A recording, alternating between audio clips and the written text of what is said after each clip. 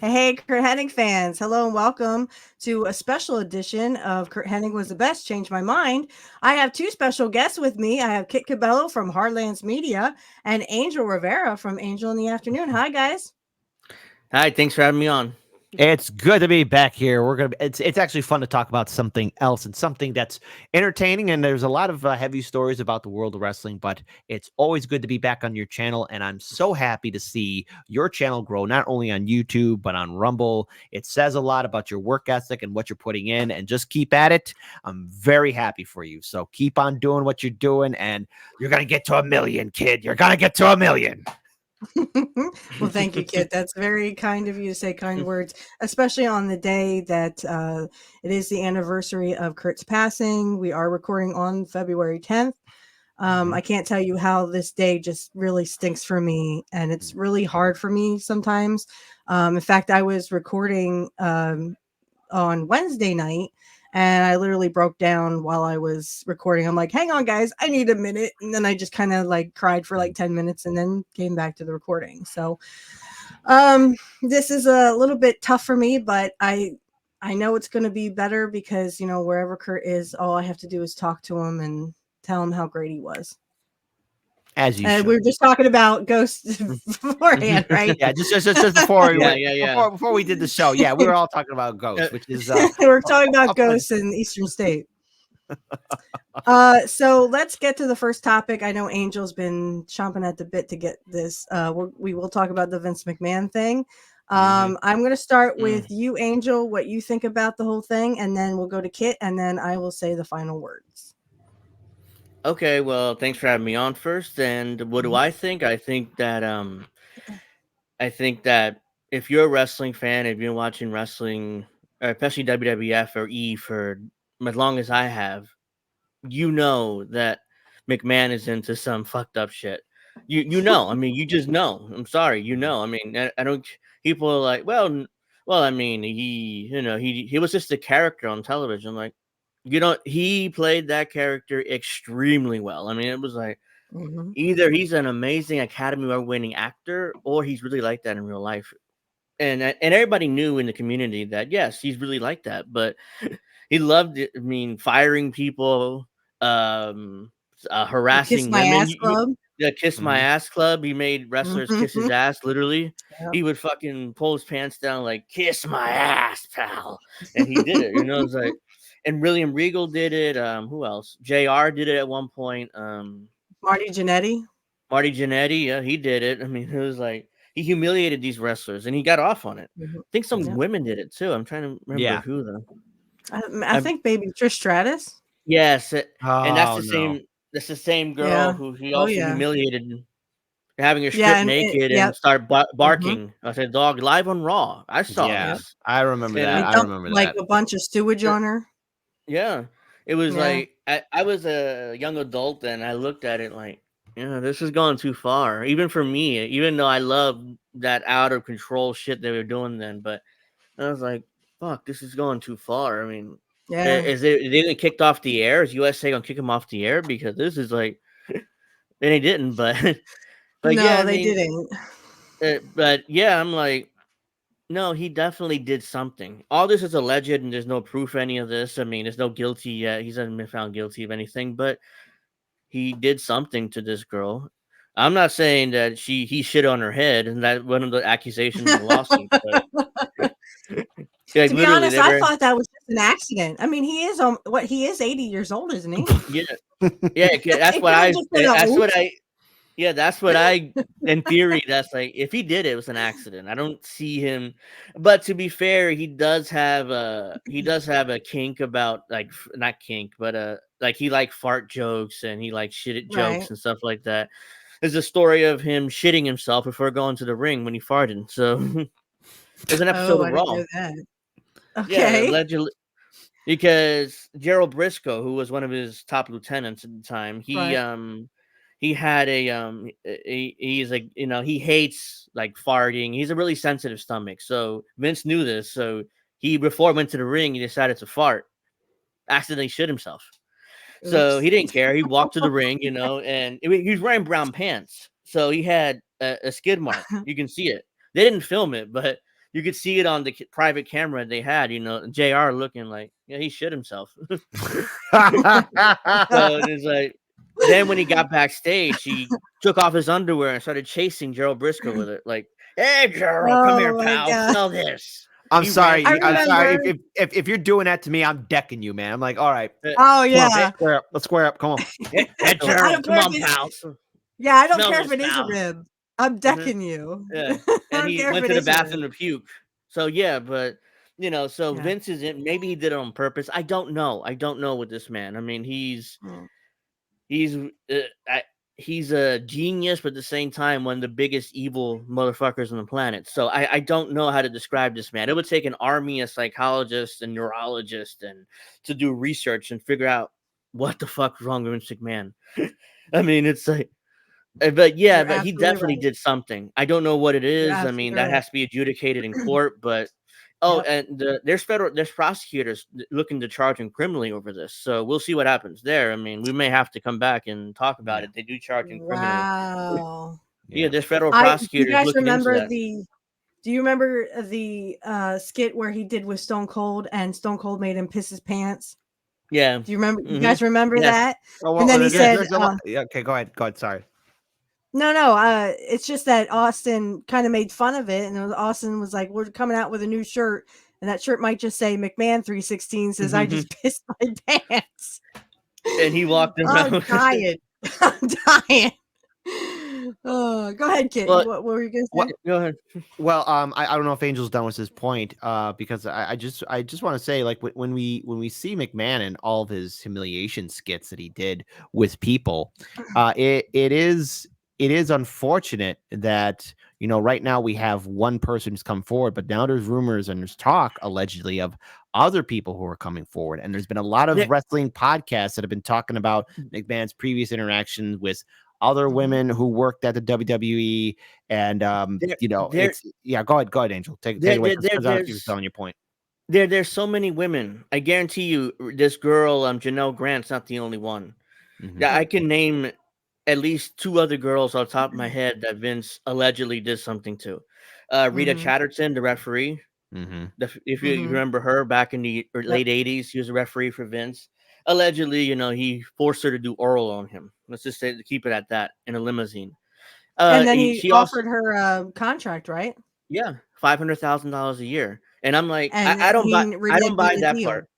Yeah, I don't buy that part because I don't think Hogan's making that much, was he? I mean, Well, Hogan was a No. front card person, but I don't think he made that much. Yeah, that's Yeah, what I'm no. saying. So I don't buy Vince offered a referee a $500,000 a year salary. I don't think Hogan's making that much back in the late 80s. No. Yeah, and then there's another girl. I'm not sure you guys know this story about Ashley Mazzaro. She was a diva. Where I Yes. think I've told this on other podcasts I've been on, but I can tell it real quick here. They were doing a tour of Kuwait, 3 or 4 wrestlers with Vince. He was there too, and they were touring military bases. Allegedly, some military members decided to assault her, let's say, and just leave it like that. And allegedly, she went to Vince and WWE and said, "Look, this happened to me, and these army members did it." Vince was like, "Don't tell anybody. Like, keep it to yourself." And she's like, "What?" He's like, "Yeah, keep it to yourself. We don't want to ruin our relationship with the military. So shut up. Don't say nothing. Oh, by the way, we're not going to offer you any therapy or counseling like that. Good luck to you." So that's another one. And allegedly also Vince would have her fly with him on his private plane.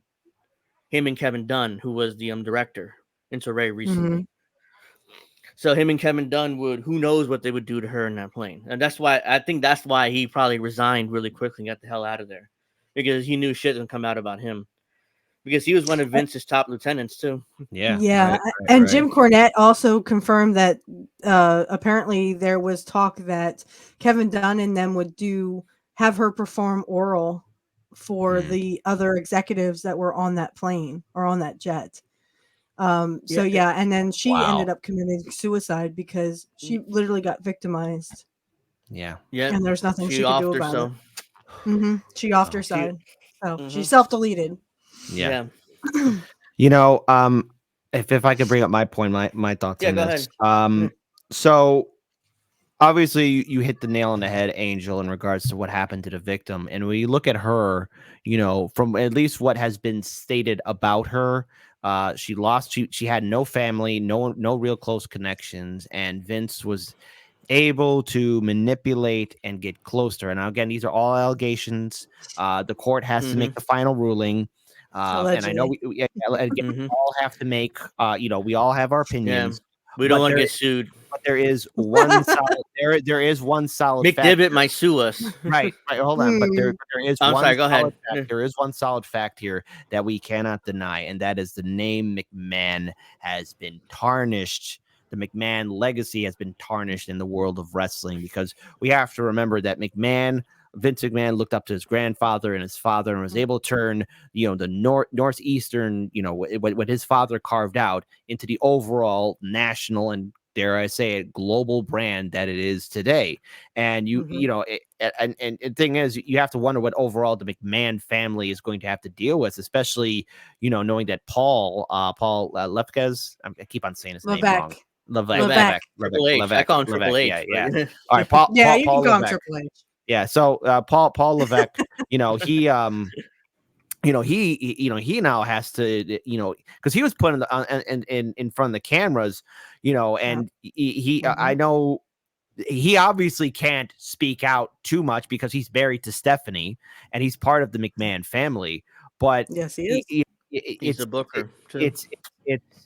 It's overall like, where will WWE go forward from here? Because they have a lot of business dealings. They have a lot of connections to Slim Jim pulled out. And that must have been like the final nail in the head for the entire board to be like, all right, Vince, there's too much money here. And it is always about the dollars. Have to bring up the Sopranos, especially, because it's always being brought up the money. It's always about the dollars. It's always about the money. The fact that Slim Jim, which has been associated with the WWE for a very, very long time, said, all right, you're out of here. They're like, okay, Vince, you're out of here. And I don't see Vince McMahon ever coming back, or either that the kind of the role the McMahon family used to play in the WWE as much anymore. Maybe Paul does, but the thing is, there's this Netflix deal that they have. There is their connections with UFC and other platforms as well. And it is like an ending of an era to where what influence will the McMahon family have? And it has to be very awkward as hell for family dinners right now in that household. And I wonder how much Steph or Paul or Shane or anybody else associated with their family kind of really knew the overall inside of Vince. I mean, or what he was capable of, because I think, correct me if I'm wrong here, it was Paul and Steph that voted against Vince from returning back beforehand. Yes, they were the only ones, I believe. Oh, wow. So it was Hunter, it was Stephanie, Nick Khan also voted against him, and Nick two Khan, other board members. Okay. Yeah. The rest of them did. He came back anyways because he had the majority shareholder. So he came back anyways and fired like 2 board members and put him in with his own lackeys. And then that's like that reason why he did that, allegedly, because he wanted to sell the company. And he's like, well, I'm not approving to sell if I'm not back. So I have to be back. Right. Yeah, he said he had to be a part of it, or he wasn't going to sell to the UFC. He wasn't going to or sell TKO. to TKO, yeah, TKO. TKO. It was Endeavor, and then they created TKO eventually, but it was Endeavor. So Endeavor, but he wanted to foresee it because, and this is why I said, you guys are crazy. You can't be serious. Vince, this is Vince's baby. Why would he give it up? He created this. So go ahead and finish your point. I'm sorry. Well, he did create it, but now he wounded it. He wounded it in a way that I just don't ever see him coming. He's now in his 80s.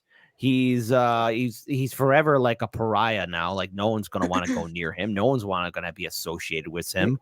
And I would say, for the good of the company, you're going to want to make sure Vince is no longer associated. I think, did he sell his shares, or is he still have some of his? He resigned as executive chairman, but he still has his shares. But it's not enough for him. No, he's not enough for him to come back, though. So he can't force his way back. No, and it'll be dumb for the board to even think about bringing him back, especially like now in this political environment, but also just overall like the business dealings. Because I have to say, if he remained and Slim Jim truly left, I wonder what Netflix would have done. I wonder what TKO would have done. I wonder what all the other brands and advertisers would have done. Because if this thing really turns out to be the final nail for Vince McMahon, the name McMahon is going to have a long road to fix the legacy that Vince has left behind. And, you know, Angel, you brought up about Vince's eccentricities and his moments of being extremely cruel to wrestlers and people. And no one can deny that there's probably a lot of people who are secretly saying, finally, that guy is getting what he deserves. Finally. And it is All the promoters I he put out of business. Oh, so the All the promoters promoters. people, Yeah. because he bought out their Yeah. talent. Yeah, he bought out their talent, and then there's also another thing too. Because here's another thing too. If you're in a position of power and you start building this great empire and you build this great legacy, all right, and that's something all people dream of, building something and leaving it for your children, your grandchildren, and if you're fortunate, your great grandchildren. And I have to, just the way Vince has been treating women, like you have to look at, okay, well, the women in his family. How would he feel if somebody did a fraction of what he did to them? How I know he would be drumming for war. He would be. But that shows us absolutely how hypocritical he would be. And then same thing, too, for all the other executives who got involved. Like, who knows how much their family does know? Because it's none of our business to really go into, like, what did the families know or anything like that. But it does call into question of, okay, you're in a position of power. This comes out. What are you going to say to the next generation coming after you? Like, you just can't just say like, oh, it is what it is. It's more of like, wow, we have to go to school now because there's the internet now. And no matter how rich you are, how popular you are, we all know no one is safe on the goddamn internet. And like this opens up a whole door of a lot of trauma and, dare I say it, a lot of negativity that the family members, like everybody's going to have to go through. And the victim herself, she's probably dealing with a lot of things too. And she's probably scared for her life, and she's probably scared for her own mental well-being. And I do hope that justice does prevail. But my final note is the name McMahon tarnished forever. I don't see it truly recovering. There has to be a superstar in that family to try and re-heal and sew up the wound that Vince left behind, because there's nothing Vince can do going forward. That is my final. Okay. All right. Awkward So, pause. I just shaking my head like, nothing you can do. Yeah. I'm going to be a little bit more, I'll be a little nicer. Okay. I agree with everything you said, Kit. I completely agree. The name McMahon will be tarnished forever because McMahon wanted it that way. Now, on to my point of all men, and I have two men with me, so you can't say no. Men have sexual fantasies, okay? I think not everybody saying, does. I mean, No, everybody does. I Even wouldn't. I do. No, I'm kidding. Angel, you liar. What? You probably have the kinkiest ones. What? You can't convince me of that, Angel. No way. Look, I can't even keep a straight face. No, okay. Yeah, see. Yeah, I just, the thing is, you have to realize men, and again, I'm not saying what he did wasn't sick. It was sick, twisted. I wouldn't be surprised if he had ties to Jeffrey E. If that comes out, I would not be surprised. And I think I told Angel this. I would not be. No. I said this on my show. I would not be surprised if he had ties to Jeffrey E. Okay. The reason I say that is because it seems like a lot more people are coming out and have ties to Jeffrey E. Okay. So would not if it came out tomorrow that he had ties to Jeffrey E., I would not be surprised. That being said, the woman claims that things were done to her a year after she had consensual sex with him. Okay. The timeline doesn't add up. I've read some of the messages. There were messages. Trust me, some of the messages I didn't want to read. I was just like, oh God, I'm gonna go puke now and take a shower. I had this look on my face, like, Jesus. I mean, I have some maybe fantasies you're like, oh, okay, but still, I wouldn't go that far away. He went like, right. read the He text on went your with own. the Like, yeah. if you don't read him, if you're have PTSD and something happened to you, but if you don't read him yourself, you might be grossed out. But still, I mean, I go was, ahead. and I really was, and that's why I'm saying, Kit. I mean, I was making jokes, and I really shouldn't, but the joke I was making, and I told Angel this, was he was talking about 3 black dicks, and I kept going, where is he gonna get them unless he paints his black too? Try not to get grossed out, Kit.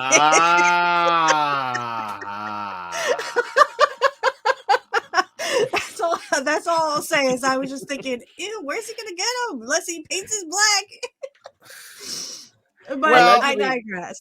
Allegedly, he chased her with like sex toys and named it after his Yeah, and he wrestlers. would use them on her, Yes, and he had yeah. them named after wrestlers. Yeah. Here, Saba Simba, pal, take it. This is the Hogan. Oh God! Here's the Macho Man. This is the Giant. No, just don't say Mr. Perfect. Don't say it. Please. You know. Ugh. But no, go ahead. Sorry, go ahead. Go ahead. So all I was gonna say was, and Angel and I agree because we talked about this on his show. According to the messages, now if she had things done to her, okay, her message would be, I don't want to do that. No, please don't make me do this. The message was, okay, tell him to wait a week and I'll be ready. I'll be ready. That doesn't tell me that she had things done to her. That tells me that she was a willing participant. There was another message where he was talking about how Johnny Laurinaitis just gets drunk and he's an asshole. Okay, great. But then she's like, all right, fine, I'll have breakfast with him. Johnny. Okay, if you don't want to, if you don't want to, well, I don't know. He sucked in the ring. He sucked in the ring. That's what. I didn't. I would bring this up here in regards to those texts because again, we don't know overall what was happening to her inside her head psychologically or use it at what she was trying to rationalize. And there's 2 things to take away from it. It's either one, this was just a relationship that definitely made went sour, or 2. Maybe during those text messages, this was her attempt to, I guess, adapt or either maybe a form of Stockholm syndrome to where she could say like, okay, maybe I'll be ready in a week or something like maybe she's just trying to do that for her own mental health and safety. Because again, like when this all comes to trial, when these allegations are brought up, I mean, a judge and a jury are all going to have to make their decisions. And I'm pretty sure she's going to have to make her statement and everything else, and and these texts are gonna have to be brought up, and she's gonna have to maybe say like, "Here's what I was thinking during this time," or something of that nature. Because people, I think we've all known a lot of people who've been through abuse or gone through some kind of trauma, and a human being and their mind are going to try to do everything they can rationally in an irrational situation to protect themselves from said abuser or make sure the pain doesn't come soon or either that prolong it as much as they can. And that is, I think that's as far as I could say, especially with YouTube and its guidelines and everything else. But it's all these allegations, allegedly, all this stuff is going to have to take place in a court. And Vince, no matter what, I mean, what we can say is that his legacy was tarnished. And so I don't want to take any more time from you because this is your final word, but I just wanted to put that in there. Well, and I don't know how much you know about her or her story, so to speak, what she was telling the press or what she was coming out with in her statements. It was said that she was in a high-rise apartment after filing for bankruptcy because she lost both her parents. Now, okay, I get it. You lost both your parents. But Kit, my mom has filed for bankruptcy many times Not one time was she able to get a high-rise apartment out of losing and claiming bankruptcy. Right. She was neighbors with So McMahon. she was neighbors. She was living in a high-rise apartment where he had the penthouse on the top floor, and the manager said she was down on her luck. And I went, down on her luck? What are you talking about? She's in a high-rise apartment. She's not Just in a sell the little apartment. cardboard box. Yeah, Just sell the just sell the apartment. apartment if you really are in that bad shape. So where did she get the money for the high-rise apartment? Okay, so that's why everyone's like, "Oh, poor her." Yeah, oh, poor rich people. She's not living in a cardboard box. Stop that. What that is true. I mean, she was, living her best life, in a high rise apartment. I think we all like to have a great view. I live in Chicago. I see all these high rise apartments. I like to have a good view of the lake or something of that nature. But okay. So she needed a job. All right, so Yeah, she she got needed a one job. through Vince Yeah. McMahon, which she Yeah. was not qualified for. She didn't know No anything about wrestling the wrestling background. business. No wrestling background whatsoever. She didn't. I mean, she was just. Everyone knew her in the office as Vince's flunky. Okay, so she had a job she wasn't qualified for. He was doing stuff with her. She was doing stuff back, and everyone keeps saying, "Oh, he was grooming her." No, stop saying that. First of all, you groom a child. You don't groom an adult. She was an adult. She was over 21. I think she was 21. So stop. Early 20s, yeah. Early early 20s. Yeah, early Stop 20s. putting her as she's a child and he was grooming her. He was manipulating her. Yes. Okay, I agree with that he was manipulating her, trying to get her to do things. The first time I think she said they met, he was in his underwear. Okay, Yes. I'm going. Like Angel said, I'm leaving. Bye. Yeah, I went on. If I what kind of business interview is this? Yeah, I think it was when we did the show together last week.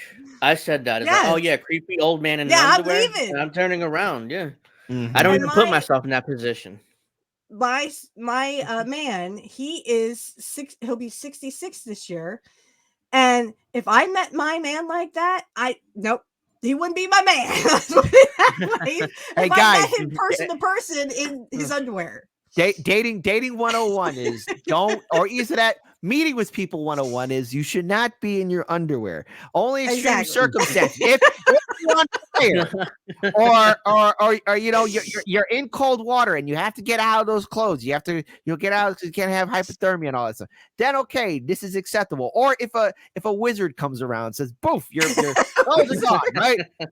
These are acceptable situations. Now, yeah, have they happened? Maybe the other two, the first two, the third one, right? Whatever. We live in a crazy world, but okay. So I do hear it. I do have to wonder what maybe her breaking point was, or maybe she just eventually really got tired of the humiliation with Vince, because people do get tired of humiliation or abuse or constant requests, because once Vince has his grasp on somebody, he's going to keep on playing with them and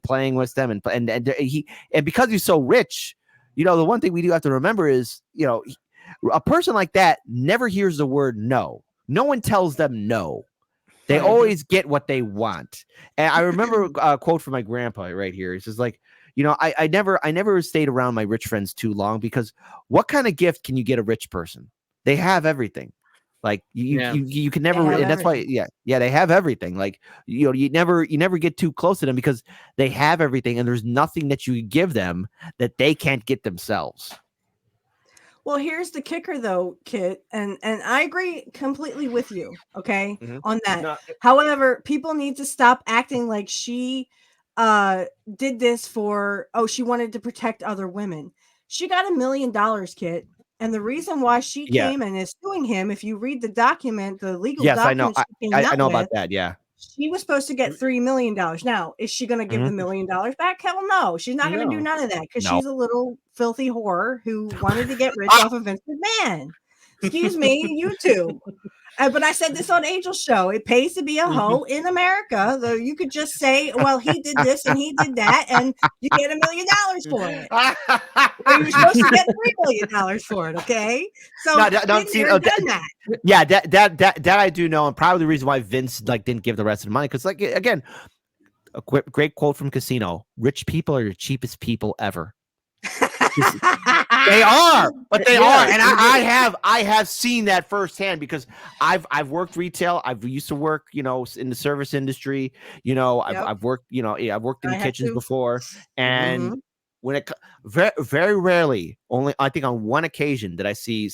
This is a long time ago, where like I saw somebody of higher affluence actually like properly like tip people, like not earth shattering tips, but sort in comparison to his contemporaries, far exceeded them.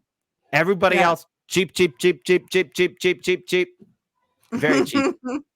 And Vince McMahon, if he Vince, could cut a corner, he will. Yeah, that's right. But he I stiffed also her. think that, yeah, he stiffed her I basically, can't and that's believe why it. she It's came like, forward. yeah, I can't believe it. Like he's an idiot. It's like he's like, well, I'm not going to pay her, pal. Oh, See, she that's sued what me, and happens now, when you date a No. hoe. I mean, that's mhm. all that a gold digging hoe. That's what they want. They want Lie, money. They don't lie care. with dogs and you get fleas. That's right. That's exactly Yep. right. And that's why Mhm. I was saying you guys are being a little you're but you're not seeing, I'm not going to be nice to her because to me it Mhm. just seemed like this is a whole situation where she just wants money from Vince McMahon because he has it. Now, what will she have done if he gave her the $3 million like it says in the NDA? Would she have come forward? Probably not. No. Probably not. And either that, she would not really have a leg to stand on because Vince, if he didn't, stiff her out, then he would have said, "Well, hold on, I gave her this." But Yep. he wanted to be stingy and cheap, and maybe he thought he could bully her because he's Vince McMahon, Because he's Vince and McMahon. yeah, because he's Vince McMahon. But And he can't hear the word no. Rich people don't like that word. no, and No, they don't. but the No, thing is though, right. I think there might have been a lot of people on the board that were kind of secretly hoping for a way to one day get rid of Vince and whatever Oh yeah, influence he yeah. could do. Because Yes. yeah, and Yes, I do agree with you. there probably was a lot of brand advertisers too, kind of think like, okay, how do we end it? So no matter how this plays out, even if, let's say Vince gets lucky, I'll be back. good luck in climbing back onto that hill and trying to tell people like, I'm all good, everybody. No, you're not. That ain't gonna work, Home Slice. Ain't gonna No, work. you're absolutely right. You're absolutely right. And like I said, I do believe that he is a nasty, dirty old man who I would not want to be left in a room with him or Johnny Ace. But you do know that Johnny Ace, as Angel and I talked about this, Angel actually told me Johnny Ace is trying to say that Vince forced him to do this. Yeah. Yeah, I'm sure Vince held a gun to your head and made you have sex with these people. He could have. Right. He could have been. I mean, hold on, because I'm trying to think like, okay, Johnny Ace. Okay, if you're gonna say this out to the public, people are gonna wonder like, okay, well, what did he have on you? Did he have like maybe blackmail material?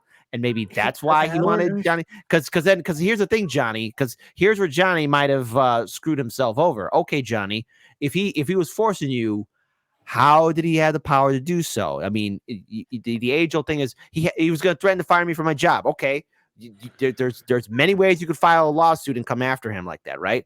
And then I have to wonder then, okay, Johnny, how deep in this rabbit hole do we have to go? What does he have on you? Does he have maybe questionable photos or videos of you doing other kind of illegal activities? Because this is not a defense of Johnny. Because if Johnny's going to say Vince forced me, how did he force you? And then Yeah, I have to go in the exactly. back of my mind because you brought up Jeffrey E, right? Okay. Jeffrey E. That's right. Did he? Okay, Johnny, what does he have on you? What does he have Does on he you? have something that Jeffrey E. might have? Yes, Because I wouldn't put it precisely. past Johnny Laurinaitis to also be a part of the Jeffrey E. crowd, along with Bill Gates and Bill Clinton. Allegedly. These are all allegations. All Yeah. allegations. Still And proven in the court. we don't want to get sued which, by which it'll by never Vince's. be because no way a rich person is going to go Mm-hmm. to jail for that. But allegedly, so but if it came out tomorrow that he was associated with that and Vince too, and some of these other executives, maybe Nick Khan, maybe people behind the scenes, it would not surprise me if that came out that they were also had ties to Jeffrey E. So it would not surprise me at all. Look, this is why the WWE and TKO are desperately trying to settle this, or at least get people to stop Right. talking about it. Yeah, Because they yeah. keep Right. investigating. We don't know who's connected in WWE because a lot of those executives work for Vince, Nick Right. Khan. They're still there. A lot of these people. So it's like even Triple H, And all who's his those son-in-law. right, Mhm. and all the Like, stuff that they came out and said, "Oh, well, he's associated with Trump." Well, okay, that doesn't mean Trump was in on it. It could be allegedly. Maybe Trump had something to do with it. You know, all Maybe the he stuff. was also helping Vince. Yeah, okay, hold on. Was Donald Trump? Look, I mean, the man's got lawsuits up the wazoo. I mean, know. I mean, Yeah. but all this thing. I think here's okay. Trump, he's part of that rich social club, so he has to know some of the dirt on the rich because rich people, politicians, the top echelon, play their Game of Thrones, so he has to know some things. And yes, Right. has there been times where Trump like screwed himself over? But he was always able to climb out of that pit and rebuild himself up again. I'm going to say this. I don't think Trump has too much involvement in this whatsoever. And I think Trump, he's involved with these rich people, but he's able to keep his distance away. Does he know them? Yes. Did he know Jeffrey E? Yes. How close were those connections? I'm going to say arm's lengths away. Because if you're part of that social club, because we're not, but if you're part of that social club, regardless, you have to play with some filthy, disgusting people, sociopathic people. And I've said this on my show.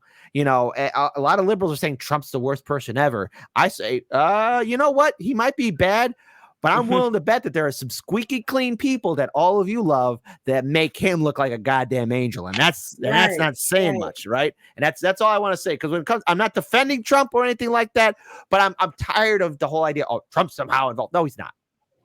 No, I agree. And I have also, I was just talking to one of my friends about this who kind of works with me. She's a tax preparer. And I was telling her, I had a friend that was married to a pastor. And I can't tell you the dirty stuff that she told me. So when I hear someone say, "Oh, did you found Jesus?" No, I didn't know I was supposed to be looking for him. First of all, second of all, how many skeletons do you have in your closet that you're hiding behind either something or religion, or you're hiding behind this or that? And the whole trans movement, are you hiding behind that too? And how many skeletons do you have in your closet? Thou without sin cast the first stone. Yes, Christians. Okay, right. so and like I said, I'm not saying that this woman doesn't allegedly have true facts. I'm not saying that. What I'm saying is just don't be so me too, #me too about her and treat her like she's like one. Because look at what happened with Tara Reid. If you Me Too people really care about your Me Too movement, then bring Tara Reid home. She should not be in Russia. She's not a Russia citizen. Or is that the other 7 women that came forward when they brought up their story about Biden, or the women who came forward about Governor Cuomo, or like again, or Clinton? Yeah, that guy. So you go ahead, Andrew. But to be fair to Cuomo, he's that's the way he loves women. He that's what his way his grandmother taught him. Right? Remember when he said that? We're hugging and touching and kissing. That's what we do. We're Italians. That's what we Italians do. As the resident Italian, Sicilian to be more precise. No, look, you don't just bleh on some. No, you don't do that. What's wrong with you? Huh? What was it? Just another joke I saw. Like, that was just grandma. Like, hi, grandma. Happy birthday. Yeah, exactly. No, you don't. Listen, stop bringing in Italians and the names. For Christ's sakes, it was Chris Cuomo who said that Fredo is like a slur. Fredo. Yeah. Fredo got whacked. He was coming to him in Godfather. No, I shouldn't say that. I'm sorry. I shouldn't say that. No, it's fine. Hey, that's what we're here for. We're having fun. We're just joking around.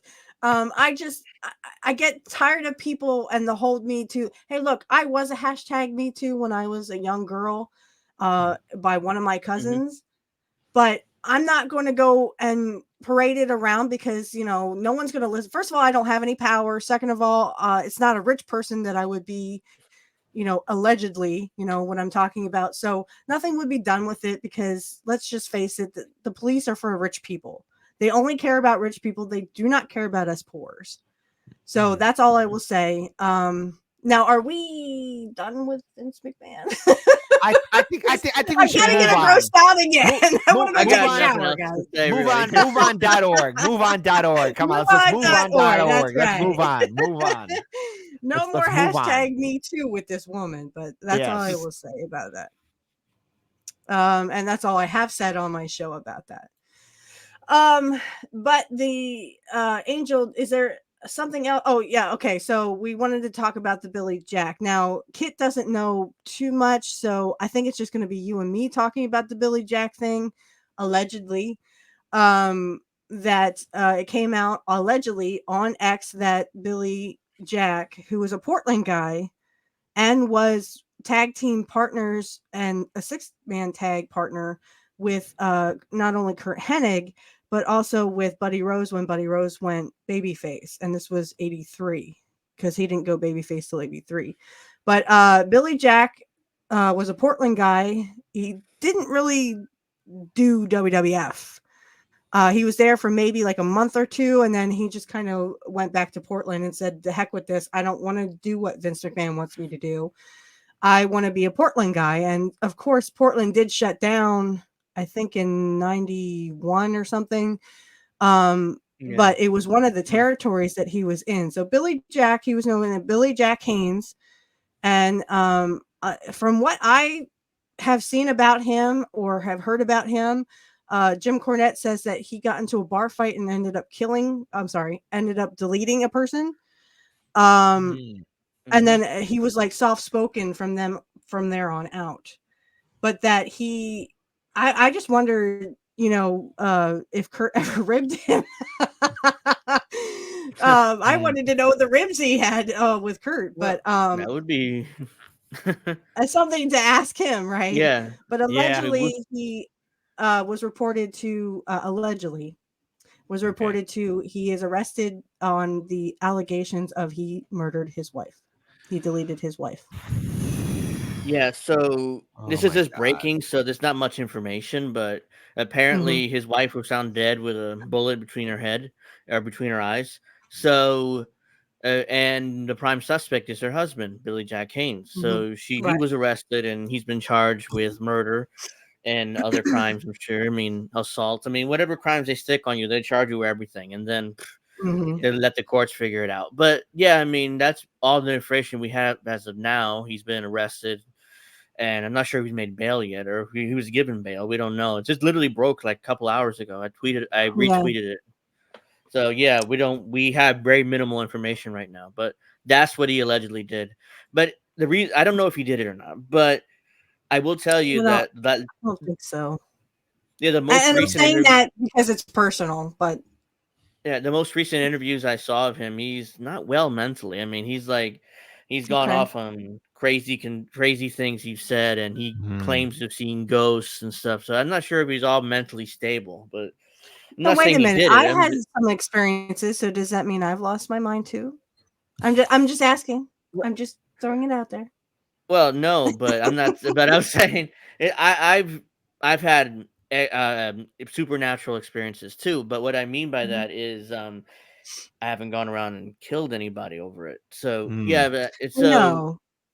So yeah, I'm not saying I'm bipolar too, so I'm not. I'm on medication, so that's not an issue. But yeah, I mean, he's allegedly did this. I don't know where he did it or not, so we have to let the courts figure it out. Well, I've never really seen much of him in the ring, so I can't give you an opinion whether he was good or not. But I'd like to add in this just a little bit of a commentary on this. Look, this is unfortunate where it has chalked us up to a long sad history of spousals or tragedies happening it was families that are in the business of wrestling and the long-term impact, because if he truly was on a mental decline, if he was suffering from bipolar disorder, extreme version of it, or having some other issues, because you have to remember, in the ring there's a lot of things that can happen too, like with concussions or brain damage or long-term physical impact to the body that remain for a while, it is, and not to mention there was the long-term drug use and steroids that happened, especially in the 80s and 90s, of course. Nearly all of them did it. They all Yeah. did. They all did. They Mhm. all did. Okay, it is what it is. They Especially all wanted to did, work yeah. for Vince. Especially You wanted if to you work did. for Vince. Yeah, I mean, you had to. You had to. And so,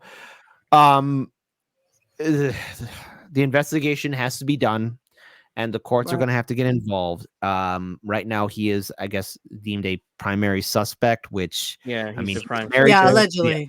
so Allegedly, yeah. allegedly Yeah. for this. Right. So, I would say, condolences to the family, and friends that knew her, and I do hope that Right. he is able to get some kind of help. But my gut instinct is saying that he's never going to see freedom or the light of day for some time now. He's My gonna thing claim. is, yeah, go ahead. No, real quick. I'm sure his defense will be CTE. Like that can. CTE. Can Yeah, you? the That's not concussion. even a thing, is it? No, Is it it for is. It's a. wrestling? Yeah. It's diagnosed in football players and athletes. It's CTE. It's like a concussion thing. You have enough concussions that your brain starts decaying in your mind, in your head. That's what allegedly happened to Junior Seau, a football player who killed himself.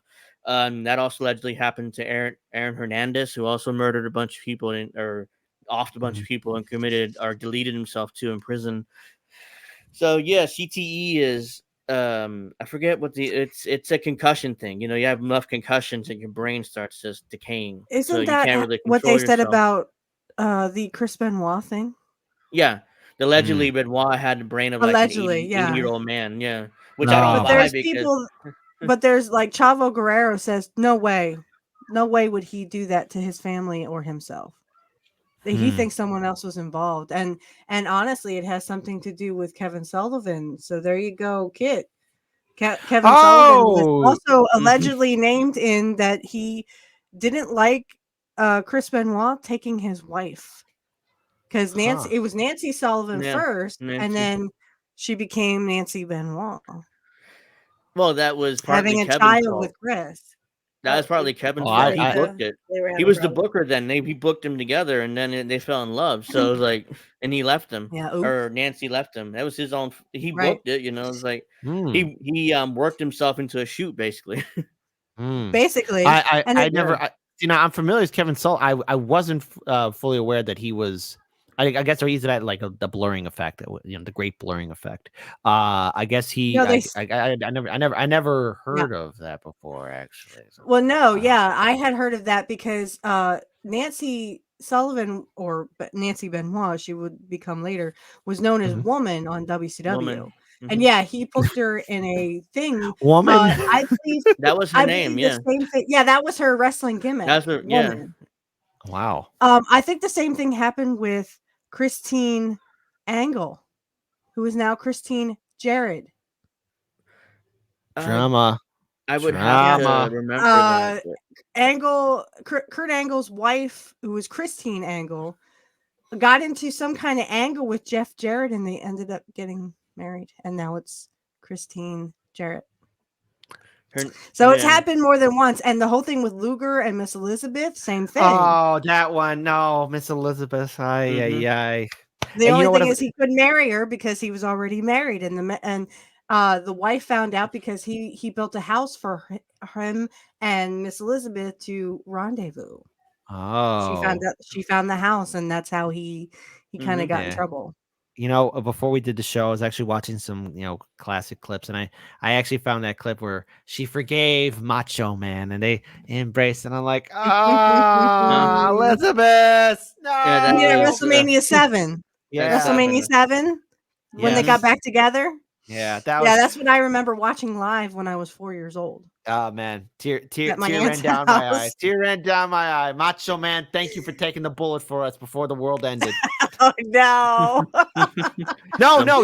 Okay, so remember there was like a post-apocalyptic prediction that supposedly in 2011 the world was going to end or something like that, and Macho Man died the day before. So like I think like do you remember that, Angel?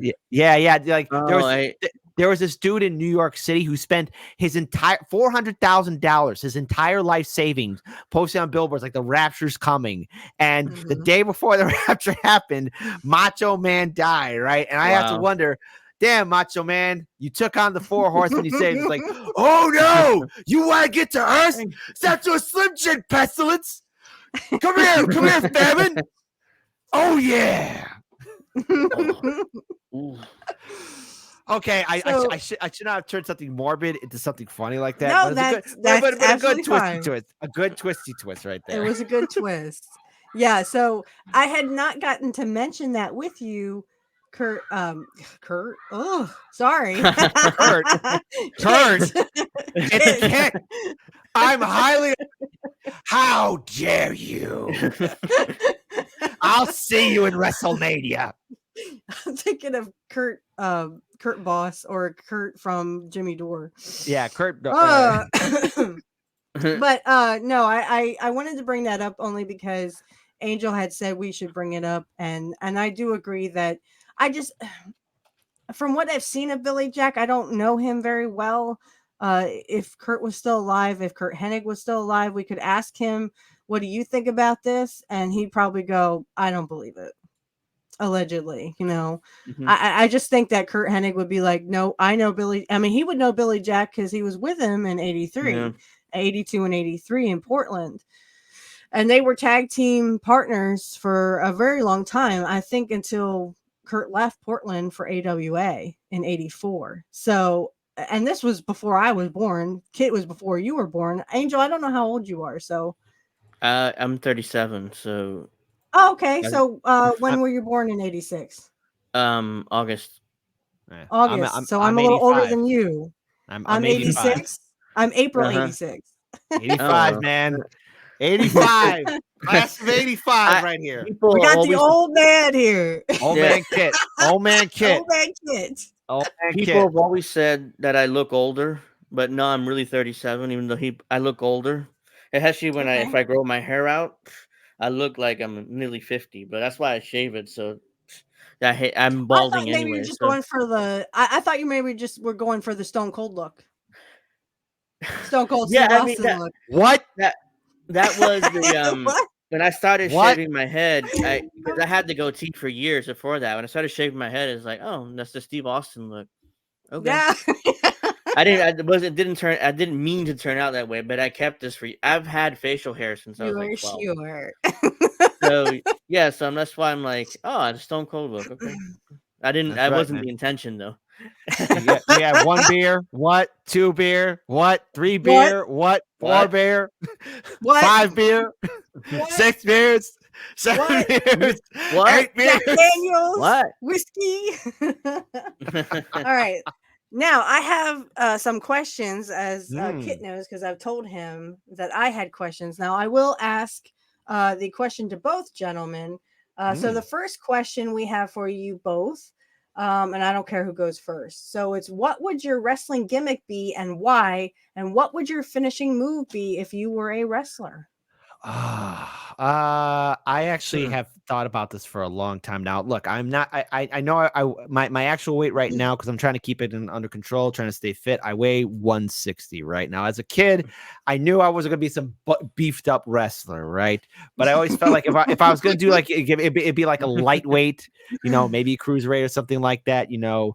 But if my gimmick was that, if I would probably want to be like, first of all, like, hey everybody, let's all be positive and energetic, but then go down to the pathway of being a heel.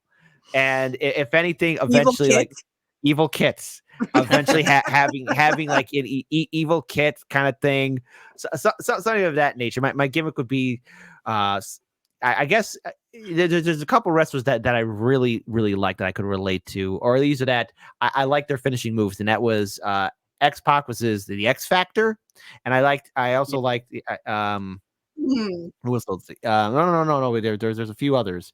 There was, of course, Rob Van Dam, and I liked Sandman, of course.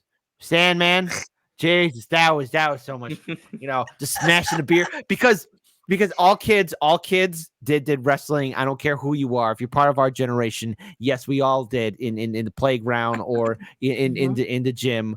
And I did get in trouble a few times for this, but cracking open a soda can, like Coca-Cola can, and just like doing what Sandman did, and that was just having that kind of gimmick, like going down. I never did that. Yeah, no, I did. Because they're like, kid, you gotta smash the can on your head. I'm like, sometimes it hurts, or is it that I do it too hard, man? There you go. That was my thing. How about you, Angel? I haven't thought about it, but I just in a few minutes Kit was talking. I pulled a gimmick out of my ass. Okay. So The my ass name- man. Yeah, well, it's not that, but yeah, I mean, my name. I weigh about 200 pounds right now. I'm a little overweight, but whatever. So my name is Angel. So I thought of Archangel. Oh, there you go. Yeah. Ooh, So okay. I would maybe have my face painted red or something like that, and and basically like talk about how the apocalypse is coming, and I'm going to be your apocalypse, and blah blah blah blah blah. Then then I would beat everybody because I'm not doing any jobs. I'm like Hogan pals, and then my finish would be, I don't know, like Scott Hall's Razor Edge. I like that, so I just use that as a cross. Something I call it cross. I'd say crossroads. Cross Yeah, you something. can't I do don't know. that. No, You can't I'm do not that. stealing. Cody Rhodes I'm not, has that one. I'm not stealing Cody's finish, but something about cross, the cross of death. Crossfire. I don't know, the cross of death, and then I beat you 1, 2, 3, and that's it. That's my gimmick, and then cut my promo about how I am the apocalypse, I am your end, and I'm going to be the big world champion, and nobody can stop me. Ooh, I like that one. There you And go. I just pulled that on my ass too.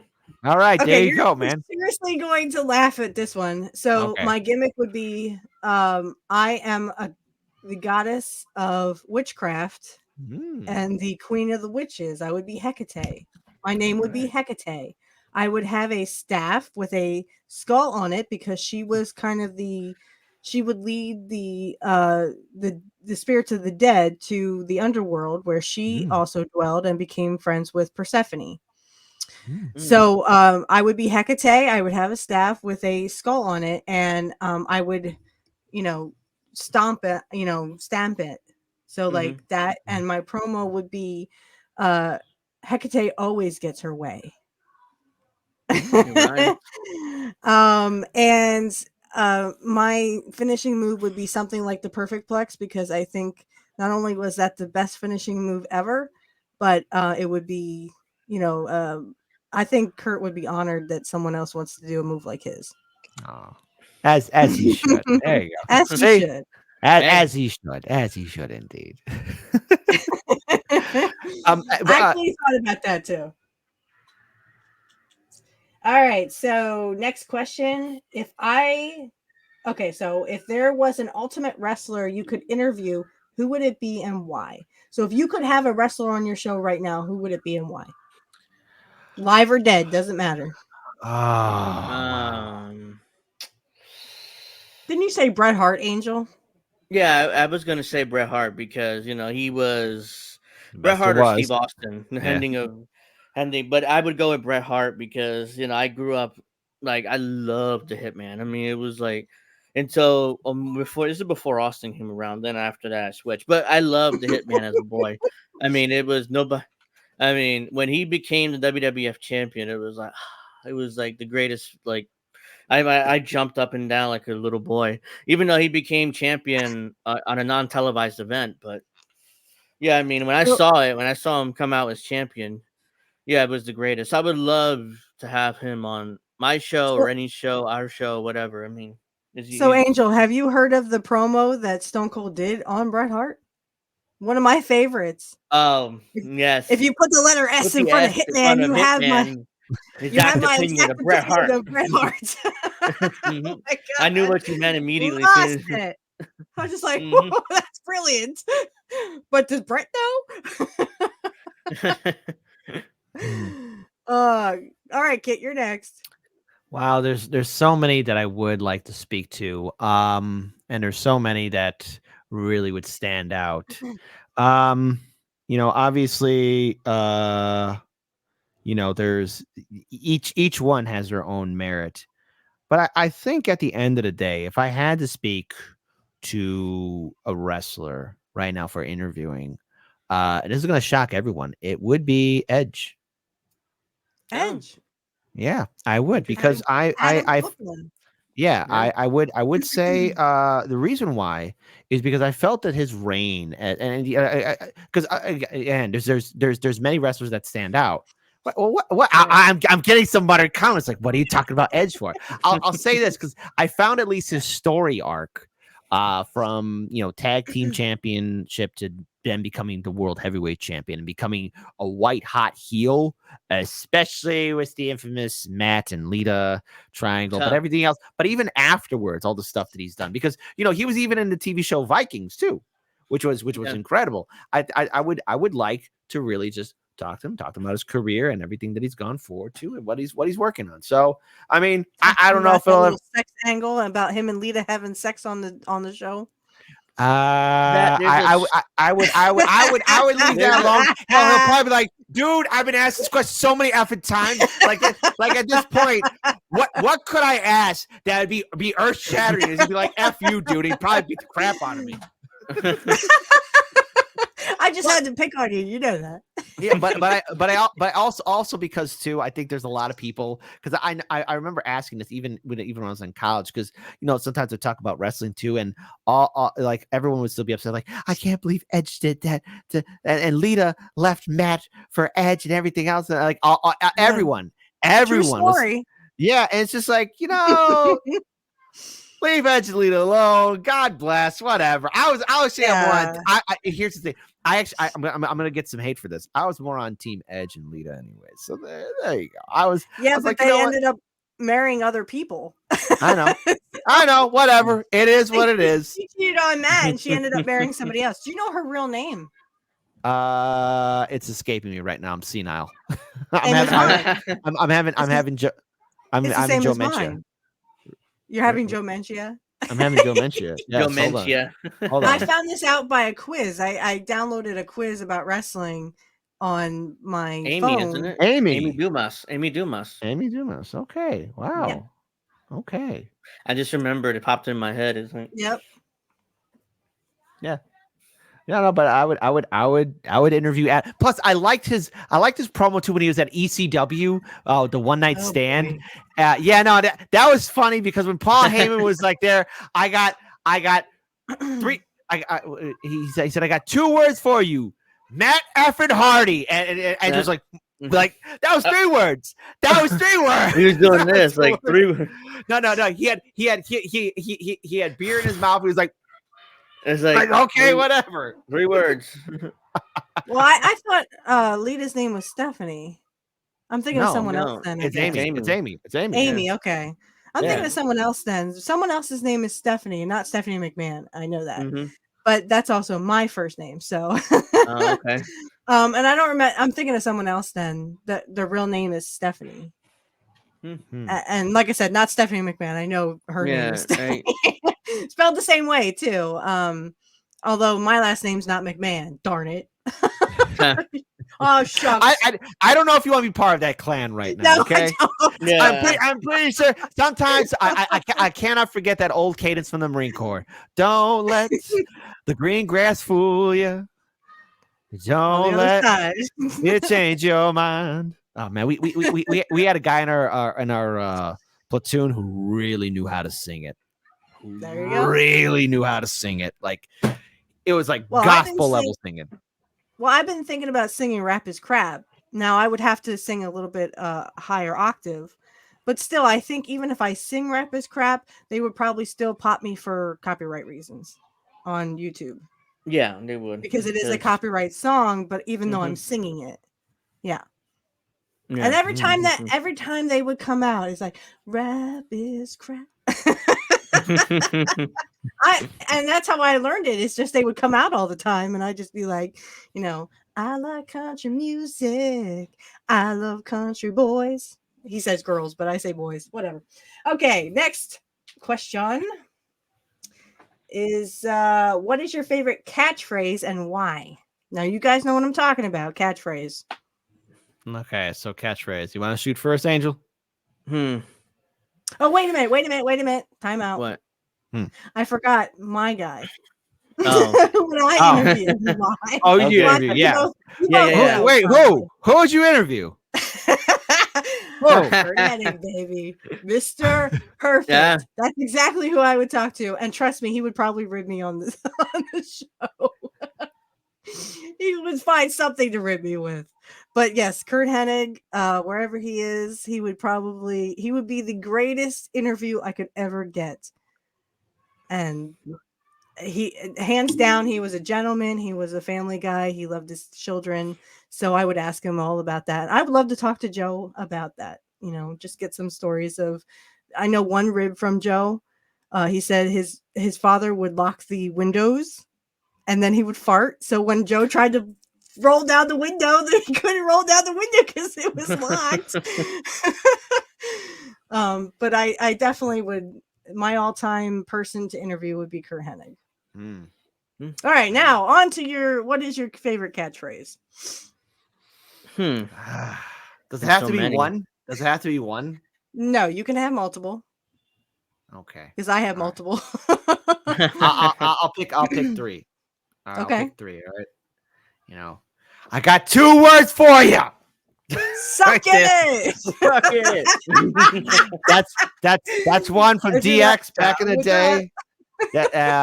And then there's also Rob Van Dam. I was never a fan of his. No, that was great. What's wrong with you? I was never. I wasn't a big RVD fan, especially in the WWF or E. I mean, he came across like a stoner, like whatever, dude. And I love it. I love it. Does he? In real life? Well, yeah, he does. But that's all he said in WWF, like whatever, dude. Oh yeah, whatever, dude. Just Marvin Dam. Like, yeah, Rob Van Dam. No, do it right. Rob Van Dam. I don't even like that guy. And then, of course, finally, because I have used this much to cringe to other people. What? Uh-oh. What? What? What? What? I like it when it pisses off the wrestlers. Apparently, it pissed off the Undertaker. He goes, "If you like sleeping with your sister, say what again?" What? And exactly. Totally pissed off the Undertaker. Exactly. And they're still doing that. Yeah. They're still doing that chant. They will do that to certain people. Like they did it to Vince. They did it to Undertaker. They'll do it to Owens. What's his name? Kevin Owens. Yeah. Is that the new guy that he kind of had a feud with and came back for? Yeah, it's Kevin Owens. All right, go ahead, Angel. You're next. Well, I'm just gonna go with know your role and shut your mouth, jabroni. Oh God, Dwayne "The Rock" Johnson. I mean, especially back in the '90s, it was like all his catchphrases were like great to me. The most electrifying wrestler, man, and sports entertainment or sports entertainment. Then sports entertainment. It's changed now. It's slightly changed now. I'm the most electrifying man in sports and entertainment today. Because he's a part of. He does movies. It wasn't much for The Rock. I'm sorry. I tried to like The Rock. I just was not a Rocky fan. I was more Stone Cold fan. Yeah, I was. I tried. I liked his catchphrases. So some of them. I had to actually ask someone what Poo-Tang was. I think I told Kit this. I had to actually ask somebody what Poo-Tang was, and they were like shocked. They're like, "You don't know?" I'm like, "It's not like someone sat me down and explained it to me." Now, come on. Then another one I love Poo-Tang pie. I was just like, what the heck is that? Oh, that's what it is. Strawberry pie or something. I also like Austin 316 says. Excuse me for 1 minute. Whip your ass. Okay. I'll be. Okay. So Kit's gone. Okay, he'll be back. And the other one, the best there is, the best there was, ever will be. Bret Hart. Oh, that's God. my 3. Does it have to be 3? I guess it has to be 3. I don't know. I mean, Kit went with 3, so I went with 3. Okay. So that's up to you how many you want to throw out there. So here, okay, so my first one, obviously, and everyone's going to laugh, but you would know what my three are. Okay, and the first one is nobody beats Mr. Perfect. Nobody. Mhm. Yeah. Mm. Because he is what he says he is. That's perfect. So that would be my first one. Would be nobody beats Mr. Perfect. Nobody. Um. Oh, Kit Oh. is back. Yeah, let me bring him on here. There you go. there you Hey, are, everybody. Kit. Hey, everybody. Yeah, sorry. My phone was buzzing. I had to mute it. Sorry about that. That's all right. That's all right. So yeah, did you hear what I said, Kit, about that? Yes, Mr. Perfect. Oh, I heard it all. Okay. So yeah, it's nobody beats Mr. Perfect, nobody. Okay. Nobody. So that's Nobody. the first one. Nobody. Nobody. Because he is who he says he is. Precisely. And that's perfect. Okay. Second one is oh my god, and you guys are gonna laugh. All right. Usually it was during the Austin versus McMahon feud. Mm-hmm. And Austin would go, you'd hear this asshole. Yes. Yeah. And Austin, Austin, now wait, kid, just wait. Austin would always say, I don't know how good your hearing is, but you got about 15,000 people calling you an asshole. Yeah. Oh, the crowd was rough, man, especially in the Chef's 90s, early kiss. 2000s. Oh yeah. It was. Oh man. Chef's kiss on that one. That's all I got to You say about couldn't. that. Yeah. And then of course, I would always I would like the Austin 316 says I just whipped your ass, but I'm kind of torn between what and also and that's the bottom line, cause Stone Cold said so. So I'm kind of torn between those two. I guess I would have 4. Sorry, guys. I know 3 was our thing, but I have to go with I love the what, because it literally everyone is still doing it 20 years later. Yes. As they should. As they should. As they Because should. Austin was a top superstar in the 90s. They even got Steve Austin recently, like a couple of years ago, to say that was annoying. It was terrible. That's how annoyed the WWE was with the what's, and they still do it. Exactly. Well, no. What is forever? What is forever now? What is forever? What is forever? That's right. What? So, the next question. What is your ultimate favorite wrestler or your tag team? So your ultimate favorite wrestler and your ultimate favorite tag team. Oh, tag team.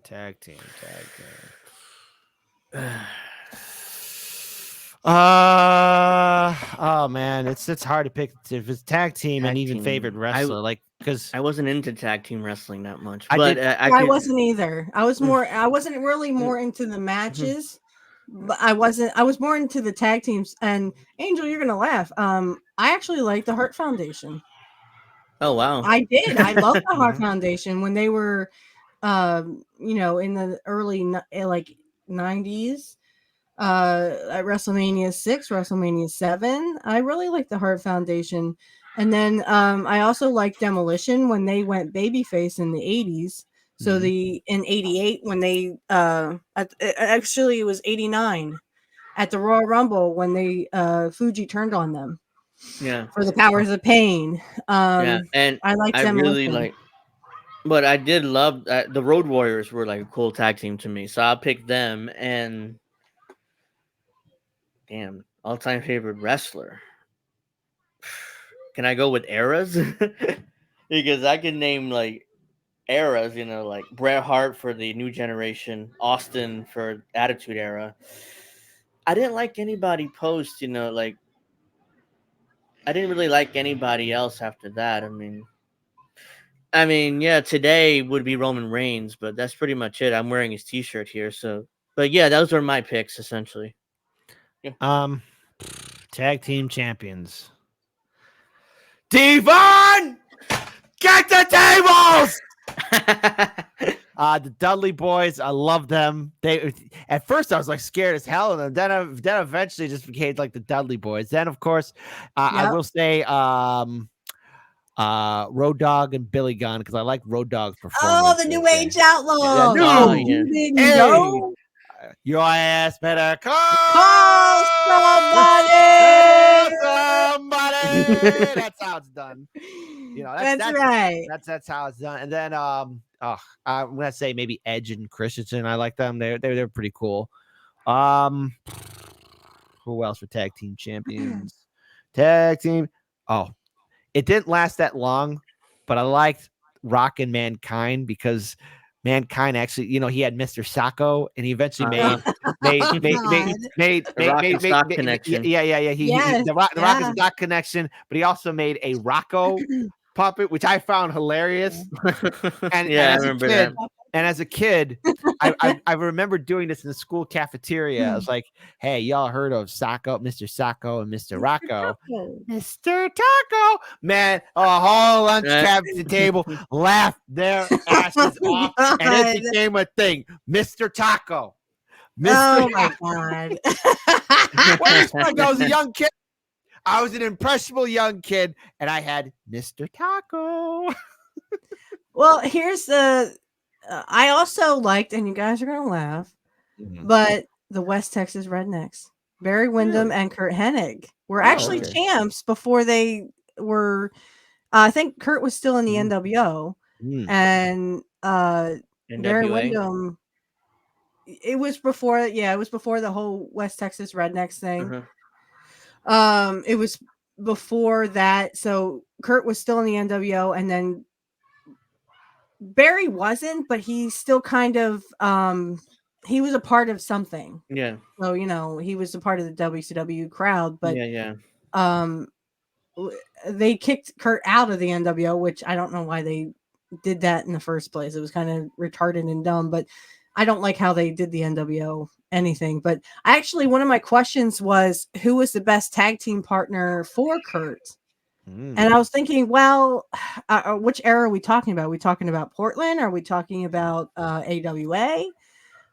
Because in Portland, Curt was tag champs with Buddy Rose, but he was also with Billy Jack. So there's Billy Jack and Buddy Rose.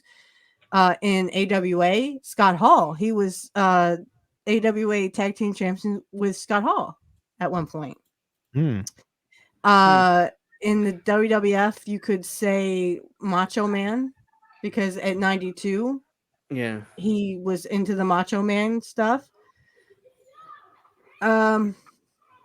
I'm sorry, is that on my end or y'all's end? I am actually in a soundproof house, so it's an old school Chicago house. I'm sure it's me because there's kids outside screaming and playing and stuff. Okay, I'm sorry. I thought that was my son. No, I was like, I told my dad, I'm like, can you tell him to turn down the computer? I thought that's how loud it was. But yeah, so my all-time favorite wrestler, and you guys you already know. Yeah. Who is it? Who is it? Come on, guys. Who is it? The Rock?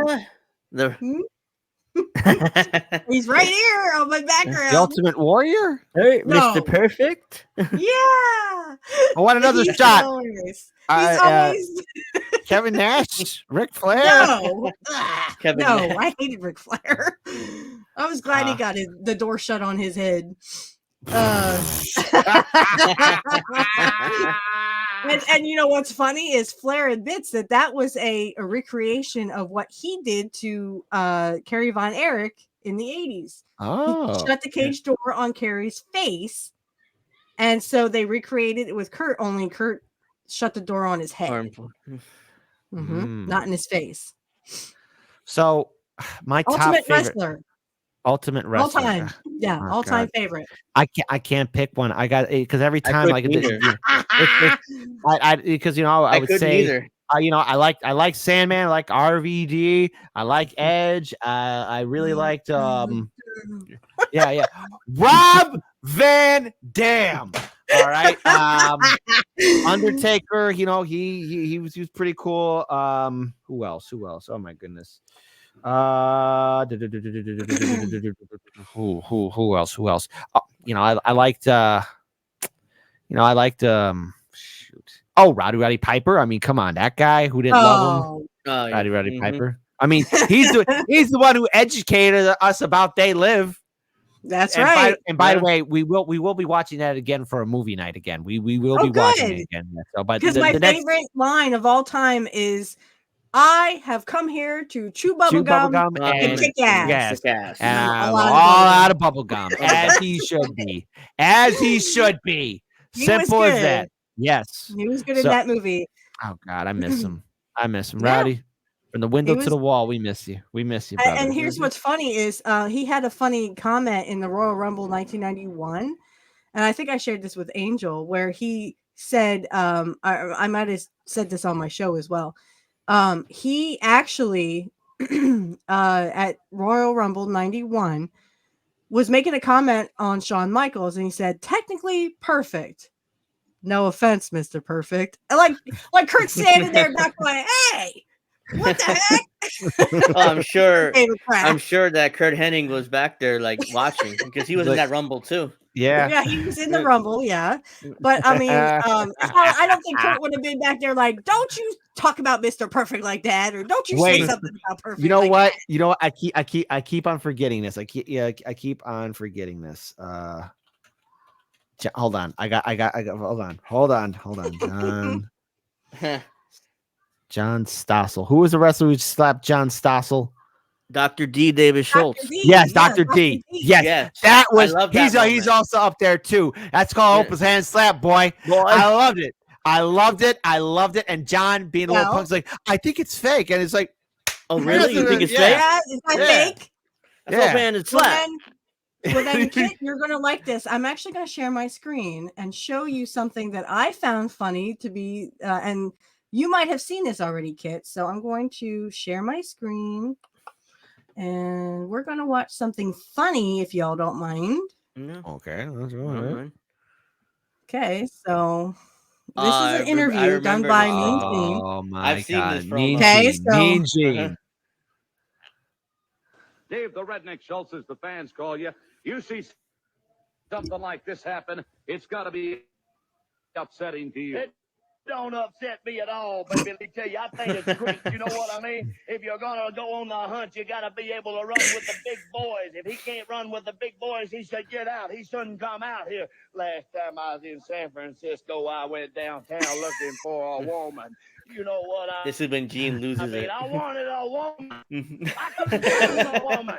I wanted a Now, woman. you, Hulk Hogan, you belong in San Francisco. What's wrong with you, Gene? What's wrong with Like you, it is, Gene? baby. You belong in San Francisco. That's your kind of place. That's your kind of people. Because you've never, right? Oh, rest in Oh my peace, brother. God. So, oh What's my wrong God. with I you, saw that the first Gene? time. I'm like, what? What's wrong with you, Gene? I I'm was just down telling in the San truth. Francisco looking for a woman. I couldn't find no woman. I know how Mean Gene feels because when I was interviewing in 2019, I was interviewing one of the Chicago mayoral candidates, right? And this dude, like, honestly, it took everything in my power not to laugh because this was like when Rahm Emanuel was still like our mayor, and he didn't show up to the third mayoral debate, and it was Willie Wilson who said this, right? He said, Rahm Emanuel, he shut down half the mental health facilities in Chicago. Like, he belongs in the mental health because there's something wrong with him mentally, there's something wrong with it. And I kept it all together. And I at stone folks, but man, my face was beginning to crack. As soon as that interview was over, I had to drop the mic. I was like, Dan, I gotta go. And I was laughing my ass off. Dan was behind the camera. And I couldn't keep it in. It is, and if I'll show you the video sometime down the road, right? But it's just like I couldn't keep it in. So I know how mean it's always like you don't want to laugh on air. So Yeah. And he's done that several times before. Like Yeah. he did it with Sergeant Slaughter. There's a blooper of that. There's also one with the Sheik where he's get The back Iron in there, Sheik. get back in there. Mhm. Yeah, Yeah, the turkey. The turkey with the Iron Sheik. I remember. Yeah, I the saw that turkey one with the too. Iron Cheek, and then of course the just the look on Mean Gene's face when Savage kind of goes in and out of frame, but he goes, doing the thing, bang, bang, and then he walks off. And Gene's kind of like, what? Back to you, Vince. I don't know. Yeah. Oh my goodness. I had to share that with you since you brought that up, Kit. I thought you would like that. It's good stuff. I love it. I love it. I love it. I love those human moments where like they do, because there is the infamous where Booker T was challenging Hogan, and it's like, Oh yeah. what'd you say, Booker? No, we can't say but Booker.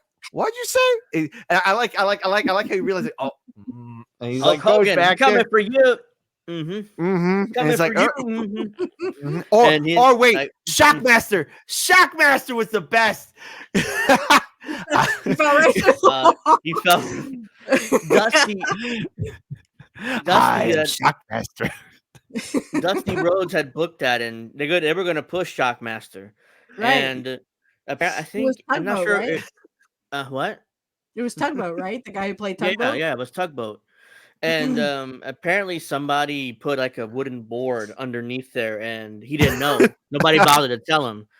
So when the segment happened, the Shockmaster, and he just I think it was Sting who said the Shockmaster is our partner, and blew fireworks, and it was like, and he just falls right through the fucking yeah, and the guy who was supposed to be the voice was like made a laugh like it was only Anderson, I think. Yeah, it was like I Shock. It was like the Shockmaster. So and Sid Vicious had to play. Go ahead. Yeah. Sid Vicious had to do what? Sid Vicious was like he had to pretend to be shocked, like who is, because I'm pretty sure he wanted to crack up too. Like everyone wanted to crack up. They all did. Davey Boy was like, he fell right through his fucking face or something. Davey Boy was there. I can't do his accent, but that's what he said. No, I can't do his accent either. Yeah. Because Jim Cornette was talking about how everyone would make fun of Owen. Not make fun, but they would poke fun and say, I wasn't even there. It was Owen. It was Owen. In fact, Curt said that one time in '96. I wasn't even there. It was Owen. All right. So next question. This is for Kit because he's the only one here that likes ECW. So why ECW? I loved ECW because it was something that that just really threw me in like, wow, you could actually do this kind of storytelling. And I wasn't really expecting the wrestlers to put themselves on the edge. Oops, it's all good. Okay. All right, he has disappeared. So now, eventually, as a kid, you think like, is wrestling real? But then eventually you know that wrestling is real, but it's kind of like there's a choreography to it. And seeing the amount of abuse and pressure and extreme actions these guys were doing, that's what drew me in. It was always, how can they up the ante? But at the same time too, I'm wondering, what are they doing to their bodies long term? Like, what are they going through? I found some of the characters to be very interesting. And of course, knowing ECW, that's where a lot of eventually the other guys, those who were making names for themselves would fly off to go to WCW or WWF. And ECW was like a big training ground where people really made their bones, and all of them kind of look back finally a little bit was ECW. But the thing is, ECW was, to me, the company that was the underdog, against these two other larger entities. And I could relate to them. Like, they were trying to make it, but at every point in time, like, eventually you fizzle out, and there was just things that was out of their control. There were things that in their control that they could have fixed.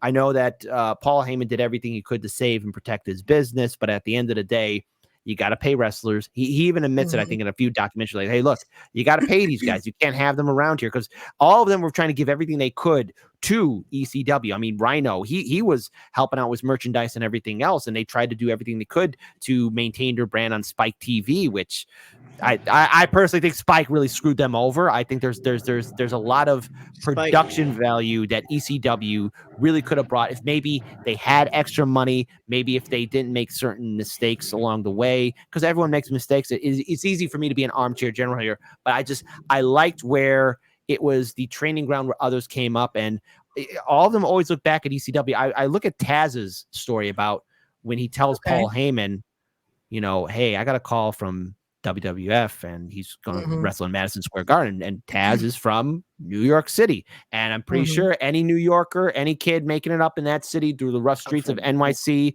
you want to be part in Madison Square Garden, the boxing, the wrestling, anything there. If you are there in Madison Square Garden, you made it as a New Yorker. And I say this, and I say this as a Chicagoan, right? I say this because I understand the significance of Madison Square Garden, and that phone call, the emotion behind it, and Paul's recounting the same thing. And notice, Paul's not saying "F you, Taz, for screwing me over." Paul's like, "Go," and Paul says, like, because that's how you know that phone call really meant a lot to both of them, and the fact that they were man enough to even have this, like, hey, and so I'm pretty sure that phone call there might have been some awkward silences and quiet here, but Paul was like, "Go, because you'll I'm pretty sure he's thinking, like, or either that they who knows what else was said in the conversation, but I'm willing to bet that Paul probably said to him, I'm willing to bet you'll regret not doing it if you stay. Right. And then then there's Terry Funk, who tells his story about how he was going to get like this big paycheck from WWF and how he didn't want to leave the guys at ECW, he recounts, do I give up everything I go for and get this paycheck, or do I go with my guys? And at the end of the conversation, he says, and that's why I'm not a millionaire. But he loved ECW. He loved the craft. And so I feel sorry for a lot of people who are watching wrestling now who may not know of ECW. I'm not saying that was the best thing in the world, but for me as a kid, it made its impact. And I was very sad to see it go away. It was nice to see One Night Stand, but it had a WWE brand on it already. But the original one was good. Yeah, the original one was good, and of course, we did a One Night Stand. how can we forget all the times like there's like there's some crazy moments happening at ECW. For example, the infamous when who was the girl? She did a striptease dance on top of the cage because they had no the wrestlers. I think they did show up, and it was like, Kimono and Kimono striptease on the stage. They had to kill time, so Paul was like, the light. Can you dance on the stage? I think the electric went out or something happened where there was no match. It was like, Kimono, get your ass up there and strip. And of course, the dude like, with their beers and stuff. I wasn't there for that one though. So. No. I mean, I kind of wish I was there. I don't know, but it was like, don't forget the night with Kimono, because I remember. Go ahead. No, I was going to say you two are very healthy men, so yes, but I would not be there. The thing is like because even when they sell it, because I remember ECW would sell their check out this pay-per-view video VH for the kids who don't know what VHS was. VHS. That was the thing we would put in the things called VCRs to watch movies. It wouldn't be on your smartphone or your laptop. We used to have to turn the TV video, attach the VCR, and put it in there. And it's like, don't check out this one where Kimono danced on the stage. Oh my god! Oh, wait, and of course you can't forget the color commentary too of, oh my god! Oh my god! Oh my god! Oh my god! Really, that's all they did. There's Joey Styles. Yeah, but when he worked for Vince didn't let him do that at all. Almost. Yeah, no. Vince hated it. Yeah, Vince hated that. Yeah. But I never heard Joey Styles say that. He used it once, I think, at a WrestleMania, but that was it. He never. Oh my god! Yeah, Vince hated it. It was grating in his ears. He was like. All right, so next question is for both of you. Mm-hmm. Okay, so for both of you, one, who was your wrestling crush? And if you could have met your wrestling crush, would you have flirted with them or asked them on a date? First of all, who is your wrestling crush? Yours is Dawn Marie, right, Kit? We were talking about this last time. I know this Dawn Marie. She's forever an angel. I don't know, man. Would I be able to have the testicular fortitude to flirt with her? But if I was around, I would try for Dawn Marie. There's also, of course, Lita. I remember all the girls in high school and everything else. And everyone would always say, "I can't believe Lita." I know. No. She dressed like an angel for her wedding night was Edge. Everyone saying, "How dare she dress?" That was as family friendly as it could get. So what? Okay, but she dressed like a goth girl for her wedding with Kane. Well, that's because Kane forced her. Okay, Kane. That's right. Kane forced her. Yes, Kane forced her. Kane forced. but for Edge, that was classic family friendly wedding attire. Okay, and I don't want to hear any other debates about that. Yes, sure it would make me walk down the aisle for her. Absolutely. 10 out of 10. She looked like she was sweating like a whore in church. Okay, come on, kid. Angel, you're next. It's a tough one, but I probably would just go with Trish Stratus. And no, I wouldn't do it. I was too shy in that age. There's no, and even today is like, nah, I mean, there's no way she would even look at me, let alone, but yeah, I wouldn't. You don't know. You don't know. Yeah, but it's very unlikely. She might have a taste for the bald guys. Man, they never know, man. Come on. Believe. I like Stone Cold. I mean, not like that, but I mean, I thought he was pretty cool, and he could rock the bald head. So I mean, don't knock it. Don't knock it. Okay, so everybody knows who my wrestling crush was. It's my favorite wrestler. Cool, and yeah. If I met Curt, would I flirt with him? Yes, but I would be extremely like blushing, like, oh my gosh, I can't believe he's talking to me. Would I ask him on a date? If he wasn't married, I probably would, yes. And if I probably wasn't, 10, 11, 12 at the time. So like if I was an adult and he was an adult and we're two healthy adults, yes, I would definitely flirt with him, but I would be like blushing my behind off, and he probably would be too, I'm sure. And then I would be like, hey, you want to go on a date sometime? He'd be like, okay. The perfect date, baby. Mm-hmm. Mama gonna hit that. It's a good thing my guy's not watching this right now. He probably will later. No. All right. So next question is, who is your favorite commentator and why? And this can be any commentator. Joy Styles. Joy Styles, #1 for ECW. Okay. Then of course I liked Jerry the King Lawler. Of course I said lawyer. Lawler.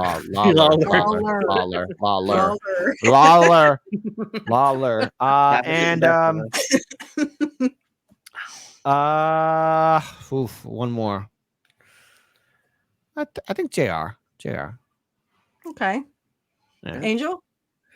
I would go no particular order. JR, Vince McMahon, and Jesse Ventura. Okay. Yeah, that was one of mine. Jesse Ventura for me, and also Mr. Perfect was commentator. So Mr. Perfect, that's right. Yeah. Mr. Perfect, he commentated in 92 and part of 96. He was also in like 95. He took over for Lawler when Lawler went back to wrestling. I also would say Jesse Ventura because I loved, and in fact, if it wasn't for Jesse commentating, I wouldn't have found his movie called Abraxas, because he had an Abraxas shirt on, and I saw the movie and I fell in love with it. And he was commentating at WrestleMania 6. It was before, I think it was Survivor Series 89 when he had the Abraxas shirt on. Someone would have to check me on that, but I did see the shirt with Abraxas. My all-time favorite other than Curt would be Bobby Heenan. Oh Everyone yes, loved Bobby to was hate awesome. Bobby Oh Heenan. man, yeah, Yes, Bobby, he was, Bobby was great. I yeah, you know, he was great. yeah, I should have mentioned him. What Yeah, I didn't. go ahead, Angel. No, I mean, I'm just gonna say, there was so many great especially back in those days, that to narrow it down to 3, it was very difficult. Yeah, Yeah. No, with Bobby, as a kid growing up, because everyone's like, Hogan's a hero. But then as the older you get, it's like, damn, Bobby was right. Bobby was right, Bobby. Bobby, we were so sorry. yeah. He You was, you hit the nail on the head, Bobby. Bobby boy, we love you. I liked how he revealed when the Giant for WrestleMania 3, like he was, Hogan's like, why are you with this guy, man? Why are you with? And now the older kids like, because he wisened up about you, Hogan, man. That's why. Well, if you ever and he seen an ripped his interview chain with off, Bobby, Or wait, oh, I which was almost a big forgot. deal. He ripped his chain off. Bobby, Go ahead. Bobby also almost gave it away when Hogan showed up at Bash at the Beach as being revealed as the third guy for the New World Order. He's like, what? Yeah. But whose side is he on? The guy is Whose what do side you is he mean? on? Wait, what do you mean? Whose side is he? He's on our side? What are you talking? Like the guy is just like, he had to quick that cover that. But whose side is he Yeah, on? Bobby nearly gave it away. It's like, Yeah. Like, but whose Well, side he is did the he same on? thing with Kurt too. When Kurt came in, Bobby said, "There's a spy among us." Well, who was the spy? It was Kurt. Yeah, and I like the if you ever seen an interview with Bobby Heenan, he talks about, oh yeah, a lot of people were jealous of Hogan, and that's because Hogan could sell tickets. And he was very blunt and very to the point and said, we understand, you may not like Hogan, but guess what? Hogan sold tickets. Especially back in those days, they needed to sell Especially tickets. back in those days. Yeah, they had to. I mean, it's and also that wrestling was trying to get its foot in all forms of entertainment too. So Yes. but also Hogan really didn't do himself any favors, especially when he was hogging the title and really trying. Especially when he did the Bret Hart. I mean, everyone talks about the Montreal Screwjob, but also everyone has to remember how Hogan that pissed me off when he did the Bret Hart. Well, and he also did it, Kit, to Curt Hennig. Yeah, when they he did it to a lot of people. He did it to a lot of people, even in WCW. WCW, he was the worst. Right. They were. It doesn't work for me, brother. Remember that. It doesn't work for him, brother. Yeah. Bret says in his book that they were going to push Kurt, and that's why Bret and Kurt had some legendary matches that people still talk about in '89. Now I have one, but they took it off of YouTube. Now I already downloaded it. Good. I know. I downloaded it beforehand, and it's in Canada, and they go to a draw. So this is '89. This is before the whole SummerSlam and stuff. And Bret says, yeah, he was going to get pushed, but someone didn't agree with it. Now, Hogan did the same thing to Kurt with the West Texas Rednecks. Kurt admits this. He said in an interview that someone came up with blonde hair and said, that doesn't work for me, brother. I can't follow that. And so the West Texas Rednecks only lasted about 3 months. Yeah. So he did it to Kurt several times, and that's I was pissed off when I heard that too, that Flair did it to Kurt as Angel. I told Angel on his show, Ric Flair did it to Kurt too. Kurt wanted to come back in '92 earlier than he had come back. And Flair said to Vince, he's not in my league, and I'm not giving him the belt. Wow. And Vince tried to put the belt on him twice. Right. Once against Hogan too. But how hard did Vince really fight to do that? Because like when it came down to the belt, it really just it is business, and it revolved around Hogan in those days. Yeah, and dude, right. Not only that, in WCW, it really revolved around WCW, or he said who had the Hogan. Or who had the most push and pull in that area until that. Even though I like the design of the WCW heavyweight champion, like the big gold belt. Yeah, that was great. I love the design. When David Arquette wore it, I was like, and NWO was spray painted on it. Oh no! When Arquette became WCW, I was done. And who did that? Guess who did that? Vince Russo. Because Vince Russo also was never a wrestler and named himself. And I've said this on X. I've said this on YouTube. If you go looking for those comments, I said, Vince Russo made a mockery of every WCW champion that ever was because he's not a wrestler. He never was a wrestler, and he made himself the champ. And He then he made made himself the David champion. Arquette. Yeah, and then he made David Arquette, who was an actor, never a wrestler. Just some Made him. random actor made him champion, and you literally might as well just pissed in everybody's face that had that belt before him. Yeah, it was. Then Russo's like, "Oh, well, come on, bro. I mean, I had to draw ratings. David Arquette drew ratings, or I drew ratings. There were other way to draw in ratings, but Yeah. it was one of the ridiculous paychecks. The huge amount of pay. I get people wanted money, but eventually the cash cow of Ted Turner, which was their shield, fizzled out as soon as Turner sold Turner Productions over to AOL, I think, right? There was AOL? Right. It's It a was merger. AOL, yeah. AOL Time AOL. Warner became. Time And Warner, the issue was Ted Turner didn't know he's losing power. Yeah. Right. He lost it once he found out about it. Is after the sale, and he's like, "Oh, I'm just a figurehead." He was a chairman, but he's a figurehead. He had no power. That's why WCW went away pretty quickly after that. Yeah, because the guy who was in charge or who was eventually running operations just did not like wrestling. They didn't want wrestling. Turner or AOL Time Warner didn't want wrestling. No, but there was a person in particular that had a vendetta, like just didn't like wrestling at all. Right, and they had a board meeting with Eric Bischoff, and Eric Bischoff said, we need to go in the right direction and sell more tickets. And they said, well, why don't you just do what Vince did and have it a family-friendly show? And he said, because Vince was losing to the Monday Night Wars when they did that. They were sabotaging him. They were sabotaging Eric Bischoff and told him to be a family-friendly show. And that's what led to the downfall of WCW. I mean, when Curt left in 2000, he was doing an okay skit with Sean Stasiak, who had known Curt knew his father, Stan Stasiak. And he did the perfect one. He was going to give sort of Sean Stasiak his gimmick almost. So Sean was calling himself the perfect one, and he was doing that perfect record. And then you see Curt come and just smack from behind. You see him smack Sean Stasiak. But then Curt kind of just wanted nothing to do with it because it was turning into, and even Brett said this at the end. He said, I did a promo about my cat because it was that retarded and stupid. Oh, wow. I wasn't watching WCW by then, so I didn't know that he was doing that gimmick with Stasiak, but I was watching briefly, but then Sean Stasiak ended up going, once WCW was done, he ended up going to WWF, and he was called Meat with Vince. He was named Meat. They gave him the gimmick Meat, and he had I think he was with 2 other girls or something, so he was like just a meathead, That was the gimmick. He was just a piece of meat. Wow, it was the worst gimmick ever right there. Yes. Hey, wait. Stasiak's father was WWF champion briefly. You remember this story? Dan Stasiak, yeah. Yeah.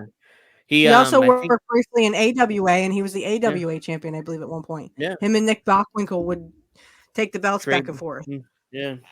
Mm-hmm. Also had, but they did it to themselves.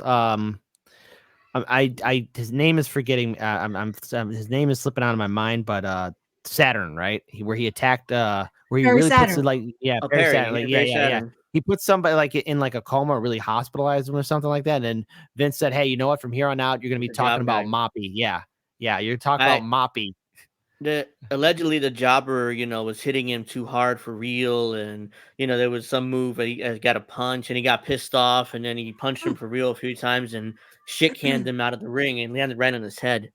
And he beat the shit out of him and beat him. But Vince didn't want that. He's like, right. Well, no offense, but yeah. No offense though, but how was that worse than Perry Saturn wearing a dress in WCW? Does everyone remember that? Perry Saturn lost a match and had to wear a dress to the ring. Do you guys remember that? Well, I forgot that. See, there's so much that happens. Yeah, you forget about things. I'm getting old. Old man Kit. Evil Kit. Old man Kit. Old man Kit. Perry Saturn. He was great. He got that Moppy gimmick over. I mean, it was like Moppy's most popular person in WWF. Mm-hmm. One of the most popular gimmicks is he got it over. Kind of like the head thing with Al Snow. Remember Head? Yeah.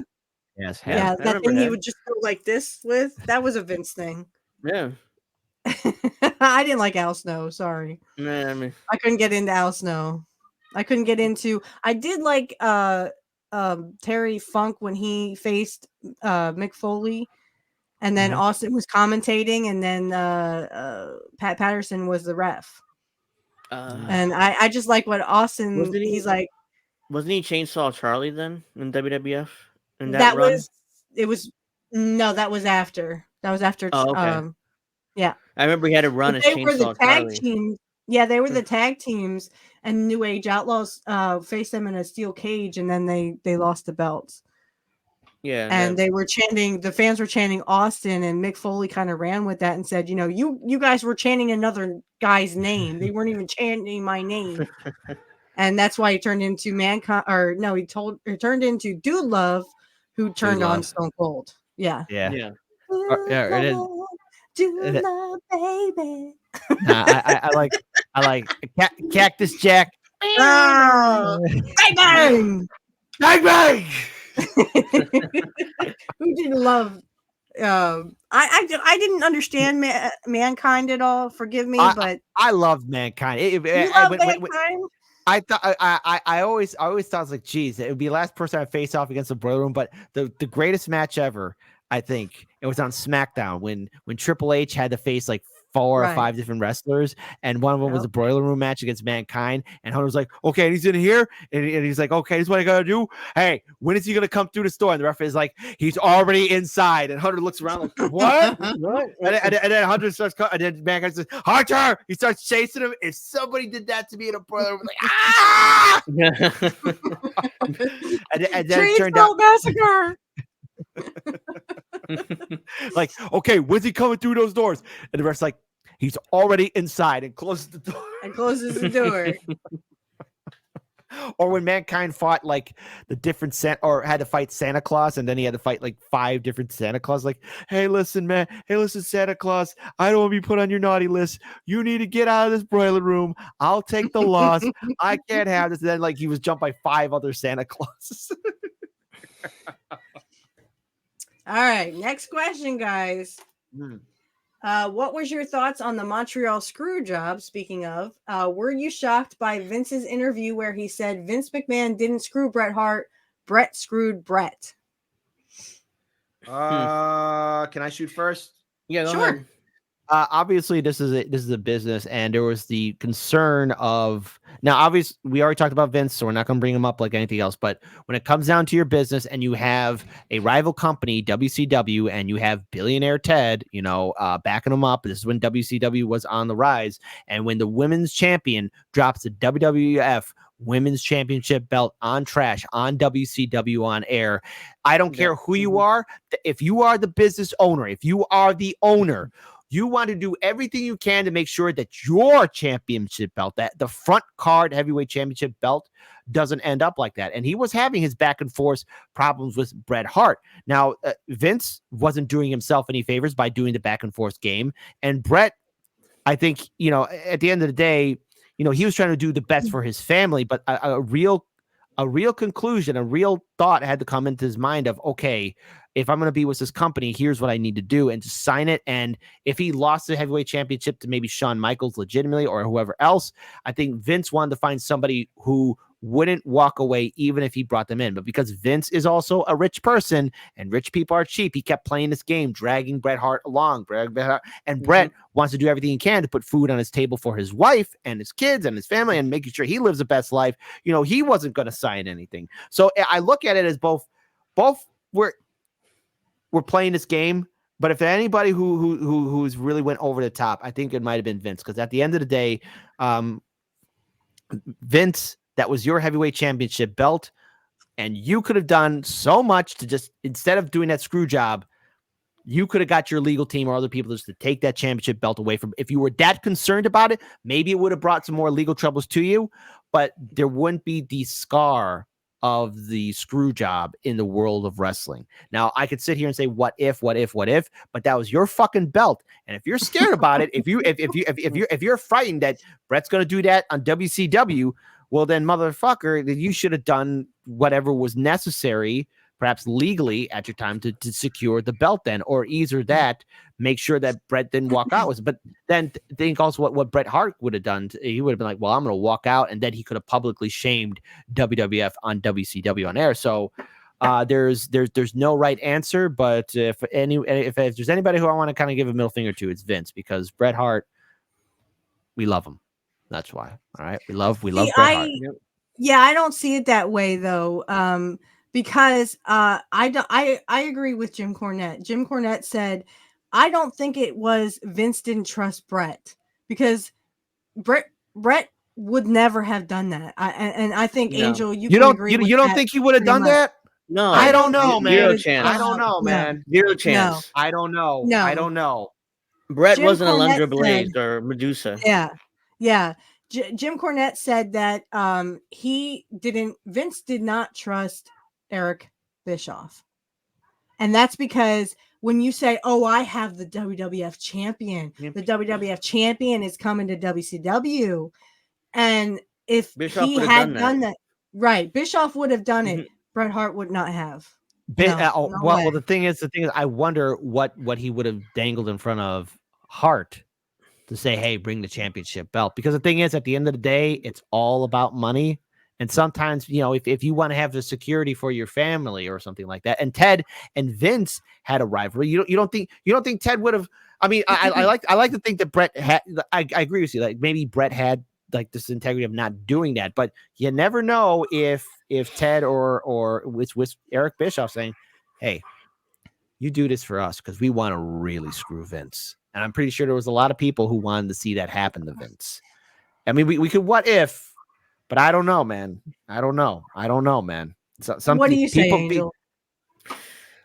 Well, all right, when I was that age, I was 11 years old when that happened. I was confused. Yep. I was confused more than anything. Like, what the hell just happened? Bret lost, but he never tapped out or he never gave up. Right. Vince is doing this, ringing the bell. I'm like, I was confused more than anything initially, until the next night on Raw was more explained, and it was like, oh, Vince screwed him. So I hated Vince automatically. But looking back now as an adult, and looking back on it, and there's documentaries, there's books, there's everything about what happened that night. Dark Side of the Ring did the Hitman, Montreal Screwjob, but it was Dark Side of the Ring. It's Dark Side of the Ring, yeah. I saw that entire episode, and me too. But getting back to the what my point was, Vince done this before. He did it to Wendy Richter. The original Screwjob was called. So she wanted more money. She wanted more money from Vince, and Vince was like, "No, it's not happening." So he Fabulous Moolah dressed up as Spider Lady or whatever her name was, and he did a move, and hooked her for real. And the referee counted a quick count, and that was it. And she knew what happened. Wendy Richter knew exactly what happened. She started beating on Spider Lady. When she took her mask off, it was Moolah, and like, and everybody, he started beating her for real, and Moolah never sold it. It's like, I'm the champion again. But getting back to the Montreal Screwjob, it's tough. What would I have done? Is like, if I were Vince, is like, just drop the fucking belt. Hell, you don't want to drop it to Shawn? Fine, drop it to Taker. That's what. Ken Shamrock. Or drop it to Shamrock. Drop it to somebody. But that's what Jim Cornette said. He said Bret would have done a job for Ken Shamrock. He just didn't want to do it for Shawn, and especially in Canada. Yeah, Vince would have been like, okay, I mean, drop it to Taker, because Bret respected Taker. So it was like, then Taker can drop it to Shawn the next night on Raw. Taker, it doesn't matter. Taker's still going to be Taker. If he gets beat by Shawn, especially if DX helps him, it doesn't really matter. I know there were a lot of people pissed off in that locker room, and Taker because Taker was the one. At the end of the day, here's another reason why I respect Undertaker too. Like he was the one who ran that locker room. I don't care if they were the WWF champion or whoever, whatever. He was not only the judge, he was like the commissioner, the general, the president. I mean, nobody. You went out of line, Taker was going to regulate you. Taker would have regulated you, man. That was and you guys know, right? And you guys know that the fallout from that was Rick Rude, and Eric Bischoff has admitted this. Rick Rude said, "I'm coming back to WCW," And we did a Mm. watch along with the whole Rick Rude thing because I wanted people to. Some of my fans are Rick Rude fans, and that's okay. I mean, I liked ravishing Rick Rude. I just didn't think he should shake his dick at me. I thought Curt should do that. Anyway, Eric Bischoff admits that Rick Rude said, "I'm coming back." It wasn't a request. It wasn't a question. It was a statement. And he was on Raw because that was always taped a week beforehand, right? So he was also on Nitro. So Rick Rude screwed Vince McMahon and exposed the business. That was the fallout. Yeah, because those guys all hung around together. Rick, Brett, Curt, Bulldog, Jim Neidhart, and they all hung out together. So they were good friends. Yeah. And go ahead, Angel. I didn't mean to cut you off. And no. And what was I going to say though? I kind of lost track. Oh yeah. I mean, I was just watching Eric Bischoff's podcast like an hour before we came on, and they were just happened to bring this up, and he said Brett actually called Eric Bischoff allegedly right before this happened and said, "I don't want to lose to Shawn. What should I do?" And it's like, just fucking do the job, Brett. I mean, Bischoff was kind of annoyed at the whole thing, at least according to what he said. At least. Yeah, you wait. He do the job. Like, why are we arguing about? Doesn't matter. To work, Brett. Just do the job, and then do the job, and we'll do whatever we do in WCW. And then they didn't do anything with Brett anyway. No, she did not do anything with him. Yeah, but I think the only good thing that Brett had was that he went into he had a little bit of a feud with Curt, and then Jim Neidhart and then Bulldog also came in WCW. And there's a great promo. Rick Rude goes like this. So, but go ahead, Kit. You were going to say? Well, because I know a podcast you're referencing too, because I saw that too, and it's called 83 Weeks. Yeah, 83 weeks. Yeah. And if you are supposed to do a job, you have to do a job, and this is where I understand where Vince was scared about what Brett would do, because Brett's in his backyard. He's in Canada. He doesn't want to lose. The championship belt is in the air, and Vince really could have done anything he could really before the championship belt happened, where he could have retained it. Gotten to that point. Yeah, it should never have gone as long as it did, because as soon as you bring in somebody's like home turf, like I'm in Chicago, I don't want to look like a fool in my backyard, right? Because everyone's emotional, men and women. We all have our emotions. We all have things that are really important to us. You got Bret Hart's going to go in Canada and look like a fool in front of his people? Yeah. No one's going to want to do that. You're in Pennsylvania, Angel. You're in New Jersey. You're representing your colors. You're representing your stripes. Yeah. You're representing your backyard. You don't want to look like a fool where you're at, because that's your home territory. So Vince should have done something, and either that, if Brett really just wanted to wrestle in his backyard and not look like a fool losing a chance, he should have just dropped it, be like, hey, you know what, this belt is going to go in it for whatever. But there's a lot of pride, and I understand where Eric Bischoff was kind of getting lawyer, like, just do the job, just come here. But there was the concern, which again I have to bring up. I do kind of think, like, maybe depending on just how long this would have gone on, would have Brett bought that belt to WCW and done what Medusa did. And I think there's a 50-50 chance. I'm sorry, this is going to piss off a lot of people, but I'm not pissed off. The risk, I think the risk for Vince's mind was too high, but I do blame Vince for pushing as long as it did. And I would understand where Brett would be coming from. Would that have made epic television if Bret Hart did that? The answer is, absolutely. It would have. Oh my God, that would have been talking about it we'd be talking about it to this day. Oh yeah, everybody would. Yeah. Hey, remember when the WWF Heavyweight Championship belt? Because there's a Women's Championship belt, but if that was a WWF Heavyweight Championship, man, no way. That gold wing eagle belt was like, that was everything in the 90s. Yeah, that was. But the WCW Heavyweight Gold was the best belt, and I think it's the best belt design ever. I don't care. Yeah, it looked good with the NWO spray painted on it. I know. I hated that. But here's I loved it. Another thing, NWO for life, kids. They desecrated that belt. But here's another thing, Vince. like why did I think Vince told Bret Hart to negotiate with WCW way back in like August or September. And I remember he denied doing that. And Jim then Cornette was like, yeah. "What?" No, course, you Jim- did. You yeah, freed him up to negotiate back in like August, according to Right. Cornette. And Cornette was like, "Why do you think to take the fucking belt off him when you freed him up to negotiate with Bischoff? Like it made no sense. Just take the belt off him then." And Cornette The- said he is the one who told Vince. He said, "God damn it, Vince! It's your belt. Double cross him." That's what It really was we call it a his. screw Yeah. job, but it's Yeah. technically a double cross, and they've done it in the past to That- other wrestlers. To this day, Cornette's kind of embarrassed to admit that it was him. Yes, Because everybody yes, he takes was credit very for it. embarrassed. Mm. Everybody takes credit for Yes. it. Vince Russo took credit for it. Triple H took credit for it. Shawn Michaels. Triple H. Everyone took Mhm. credit for it. And Cornette wouldn't. That's why I believe Cornette that it was probably him that first brought it Mhm. up. But he was Yeah, kind of they were in a embarrassed to meeting admit on his together, and he podcast. said, Yeah. "God damn it, it's your belt." I mean, Well, double I would have cross said him. I would have said the same thing too, because I only can imagine. I Okay, would have too.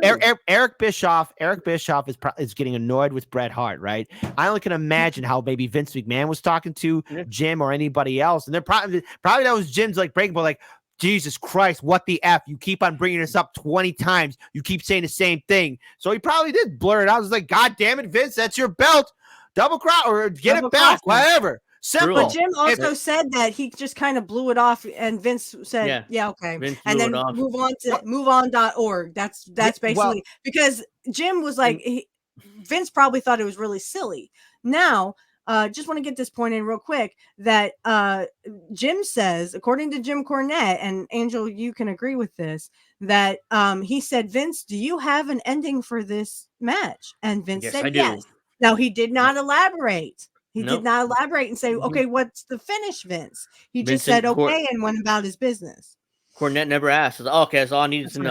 know. I'm gone. That's all I needed to know. He didn't I'm want gone. to know. He Well, didn't want to know the finish. thing is okay. Let's because the defense of Jim right here, because he doesn't need my defense or anything like that. But I'm just only thinking like, okay, maybe Vince just keeps on bringing up this conversation, and he just blurted it out there like, fuck, I'm tired of you bringing this up. Because imagine, we're having the same conversation like 30 times the same day. It's like, Yeah. why? Like, eventually, the first day or second day, it's like, okay, I understand. Maybe you're emotional about this, but you keep on bringing up every single day of every single second of every single minute. You're gonna snap and be like, okay, here's what you need to do, and maybe you're not serious about it. And and I was like, oh, I didn't know you were gonna really take my advice on that. Yeah, the reason why Cornette was frustrated because it's every single day Vince would call Brett, then he'd put Sean, then we'd call Brett, then we'd call Sean. Well, then agree on a finish. They couldn't agree on a finish. Brett That's wanted right. eventually the alleged agreed finish was a disqualification. So the DX would come down, the Hart Foundation would come down, they would all get a big fight, and that was it. And then Brett would drop the belt the next night on Raw to Vince, like, here's your belt. I'm gonna go WCW. Which Cornette didn't like either because he said you might as well piss in your mouth. Let him do that. Right, you might as well fuck his dog right in front of him. Yeah. That's what Fuck his Cornette wife said. and fuck his dog in front of him. Right? Yeah, yeah. Oh yeah, that's exactly what he said. I'm your champion. I'm gonna give the belt and go work for WCW and make even more money. And it's like, What happened anyway was Brett came out and went WCW, which Brett admits that had never been done on WWF programming before. No, they would kind of beat around the bush about it. Oh, WCW, they beat around the bush about it, but you weren't allowed to say WCW. No. Which is why I think Kevin Nash and X-Pac, I think, said Scott Hall said they thought it was a work. The whole thing was just a work because Vince would never allow you to say to do this, like on his television. So that's why, that has to be a work. I'm like, no way that was real. That was real. Kevin, Scotty, Kevin, that was real, baby. That was real. That was a Scott Hall. That wasn't a work. I don't think it was, but they claim it was. Scott Hall, before he passed, said that it was a work because Brett was also in on it. Well, if Brett was also in on it, why did he punch Vince McMahon in the face for real? Yeah, because Undertaker said, "You owe this dude a punch. Yeah, this dude deserves to punch you."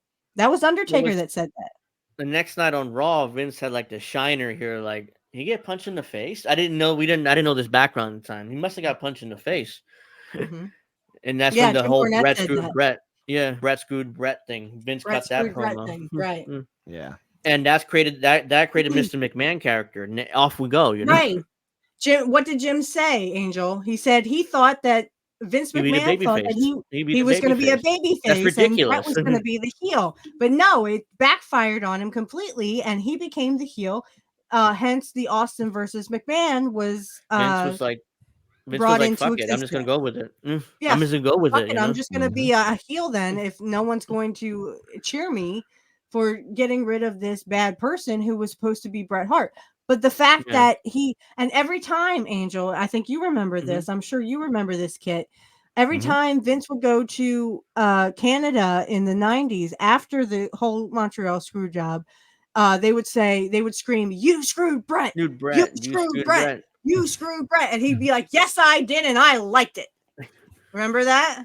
Yeah. Well, I He would mean, come you know, out okay, and admit it. well, sometimes the best way to do is just, you know, wear it like armor. Wear it like armor and move on. And this people day- eventually did, but you know, it's To this day, yeah. To this day, Shawn Michaels still gets the "You screwed Brett" if he goes to Canada, especially in Montreal. Oh, really? To this day, Shawn Michaels gets it. Get out. So, which is what, yeah. Couldn't it have was happened to a definitely- nicer guy. Sorry, I wasn't for Shawn Michaels. I Oh, didn't- I didn't Shawnee. like Shawn Oh, Michaels. either. Johnny. I did not like Shawn Michaels, Dave. No, and Angel, I got to show you that sometime. Maybe if you're on the show next time, we'll do that little montage from. It's in. I think it's in. Well, it's first couple episodes of Raw back in '93, and they're screaming, "Shawn is gay! Shawn is gay!" And I'm just like. That's in New York. It's a different time. It was a They different time. They weren't saying Yeah. Shawn is great. They were saying Shawn is gay. No, I'm sorry, but the ECW people were far more brutal. Okay. Oh yeah, no Yes, doubt. Yeah, okay. They were far more brutal. I mean, let's face it. I'll never forget like the whole "you're a crack whore." No. Oh my. Yeah. Oh man, no. That's one of the gentler ones. That ECW crowd, you guys in those bingo hall rooms, come on. Bingo's family friendly. Y'all better clean that language up. All right. So moving on. What was your favorite Stone Cold getting Vince McMahon angle? I already know mine. Angel, we'll start with you. We kind of you can use talked the about whole Austin McMahon thing if you want to. Oh man, yeah, I got we kind one. of talked about it, but I really did like the when we talked about it just a few minutes ago. The one where McMahon, you know, McMahon 316 said, "I just pissed my pants." I just pissed my pants. Yeah, that was the one I was thinking of when you said that. It's like that was my favorite. You took him captive on Raw. I love that when he one. destroyed his Corvette that one time too with the cement. I like that one too. Yes. And that was legitimately Vince's Corvette apparently. So that was. Oh no, it wasn't. I got something. Not according to Stone Cold. No, in Stone Cold's book, he said that McMahon bought it just so he could destroy it. Well, technically it was his, but he bought it that day. Okay. Well, yeah, but he bought it that day just so Stone Cold could screw it up. Yeah, so I got one. Go It's the best one ever. Okay. Oh, it's in a building. It's in a building, a nice building where people are supposed to get well and better. It was when Vince McMahon was in the hospital and he was being visited by all sorts of people, including Mankind, where the debut of Mr. Sucko, which led to my creation, Mr. Taco.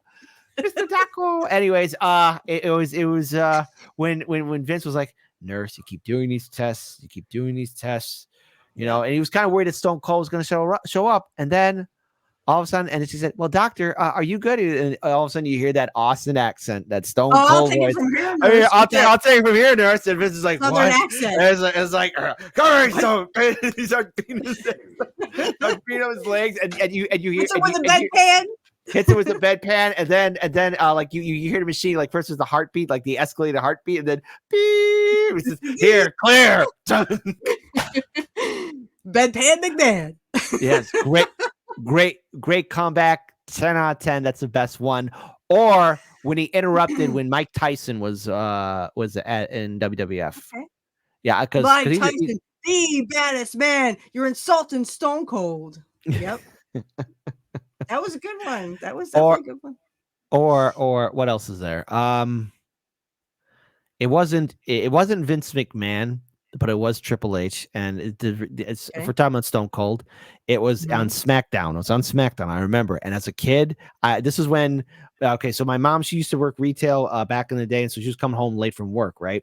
She was a freelance makeup artist and designer, all that kind of stuff too. So this was the one time where I had to how because if she was home, I would watch wrestling on the small, like, Radio Shack gray screen TV, which the screen was about this big, So if y'all remember that TV, folks, hey, the real ones know. But then, of course, we had the big 12-inch screen TV in color. So if I was able to watch wrestling SmackDown in color, great. However, this wasn't the case because my grandpa was also out of the house too, and he had like a big 50-screen TV. So I was watching it downstairs, and as a kid, I cracked up.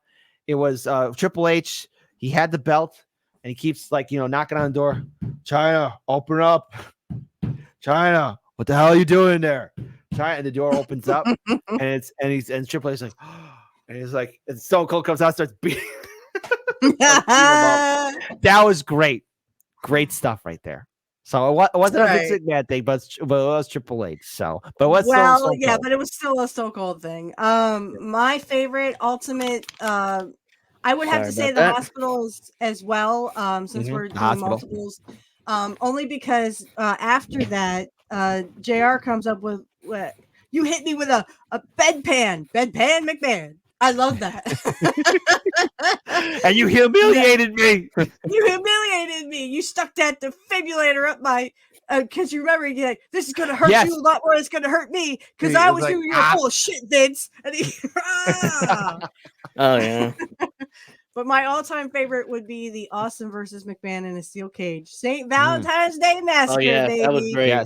Yes. And, that was great. And Paul White and your Big Show or the Giant comes through the ring. And if you guys look very closely, like I said on my other show, you can see the knife going up where they're cutting the hole out for Paul White. Yeah, because he's a very big boy. Closely, but he will come through the ring and throws Austin through the ring. And I think no one was more surprised than Austin when he hit the ground. Mm-hmm. Oh no, the cage game right. Austin's out of the cage. Austin's out of the cage. And I'm jumping up and down going, yes, we're going to oh jeez.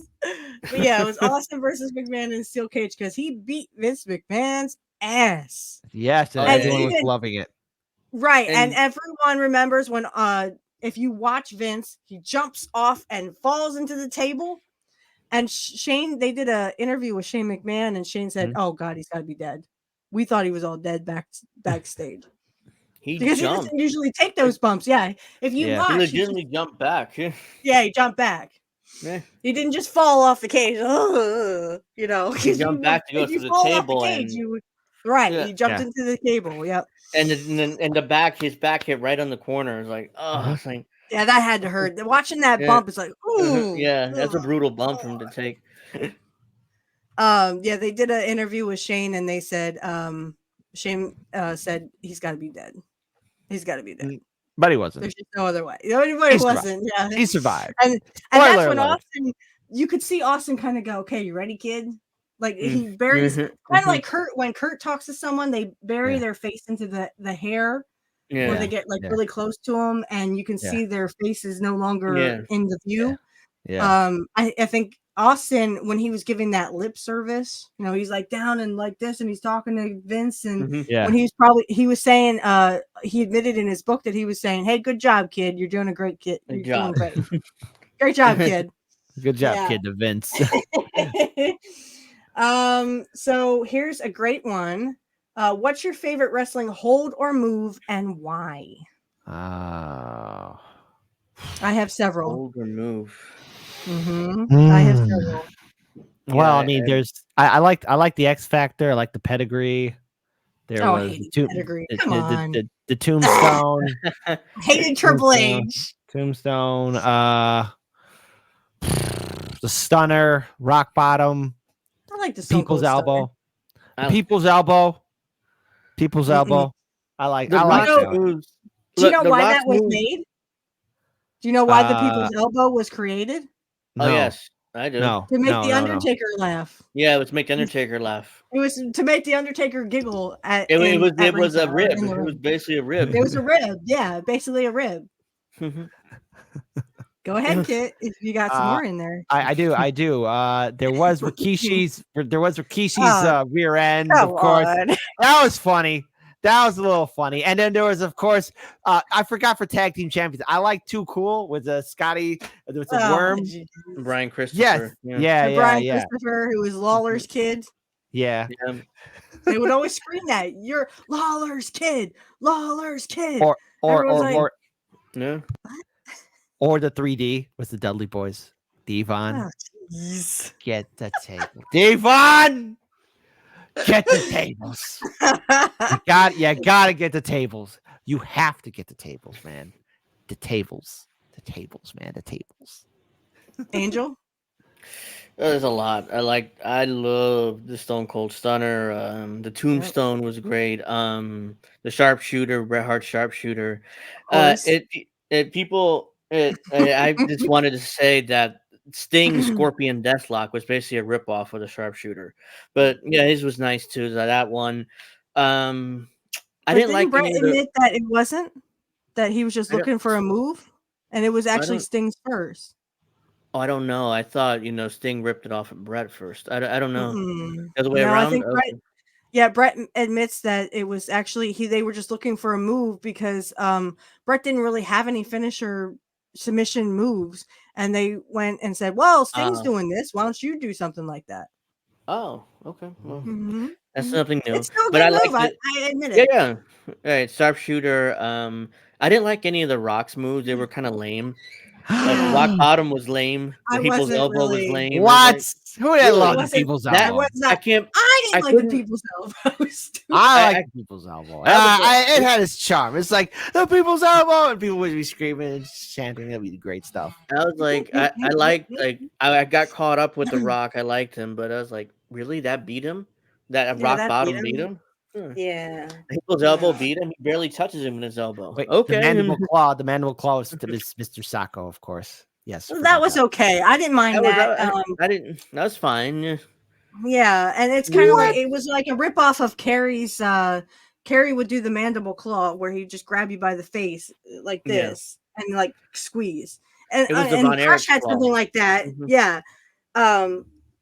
Crush would crush your head. That's what Mm, his my thing was. Mm-hmm. That's why he was named Crush. Yeah. Anything else? Yeah. I mean, the I'm surprised spear, no one has said mine yet. the perfect plex. The spears, like multiple wrestlers you on guess? spears, but Yeah. Goldberg's on the spear, like a lot of it's people. it depends. on. It depends who it does it. Whether it's a lot of it, sometimes most of the time is lame. It's like, it's like kind of lame. Edge did it first. Well, no, Edge Yeah. didn't do. I guess he did no. it first, didn't he? No, Did Edge Goldberg do had it a too? spear. No. Goldberg had a spear. Yeah. Edge had a spear. Yeah. Who else had a spear? Roman He Reigns also had a hurt a lot of Reigns, people. yeah. The Roman Reigns one is kind of lame though. It's like he Is barely it? touches you, yeah, and then, it's not much force to it, or at least to me it doesn't look like there's much force.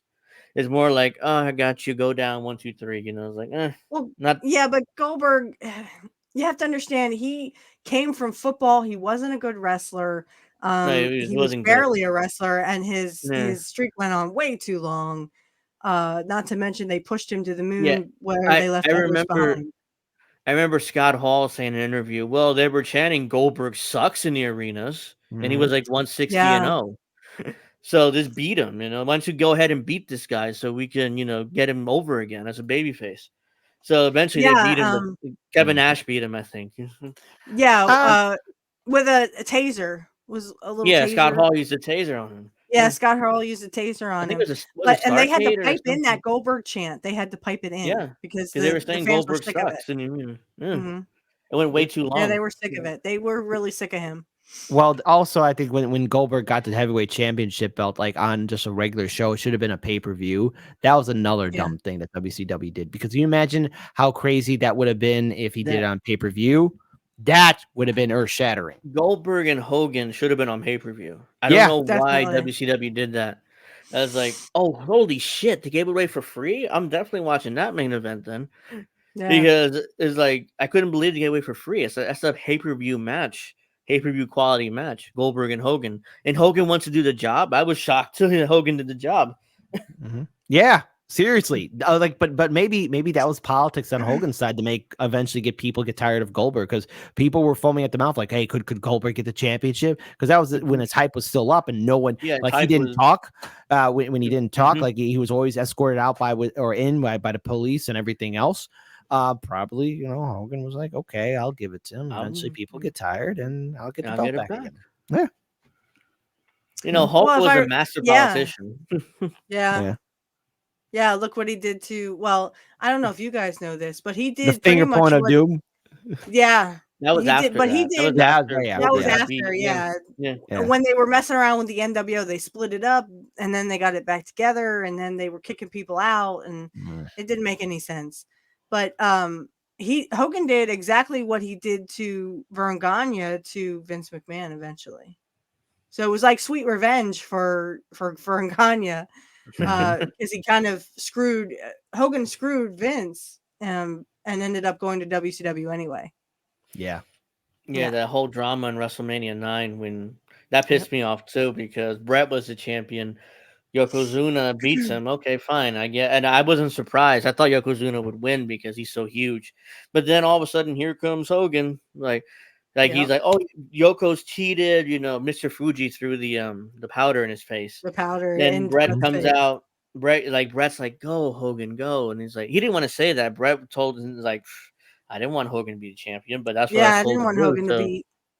I thought I should have been the champion. So it's like, anyway, Hogan went in, punched Fuji a couple times, booted Yoko, dropped the leg, and beat him. I'm like, okay, now this makes no sense, and now this is ridiculous.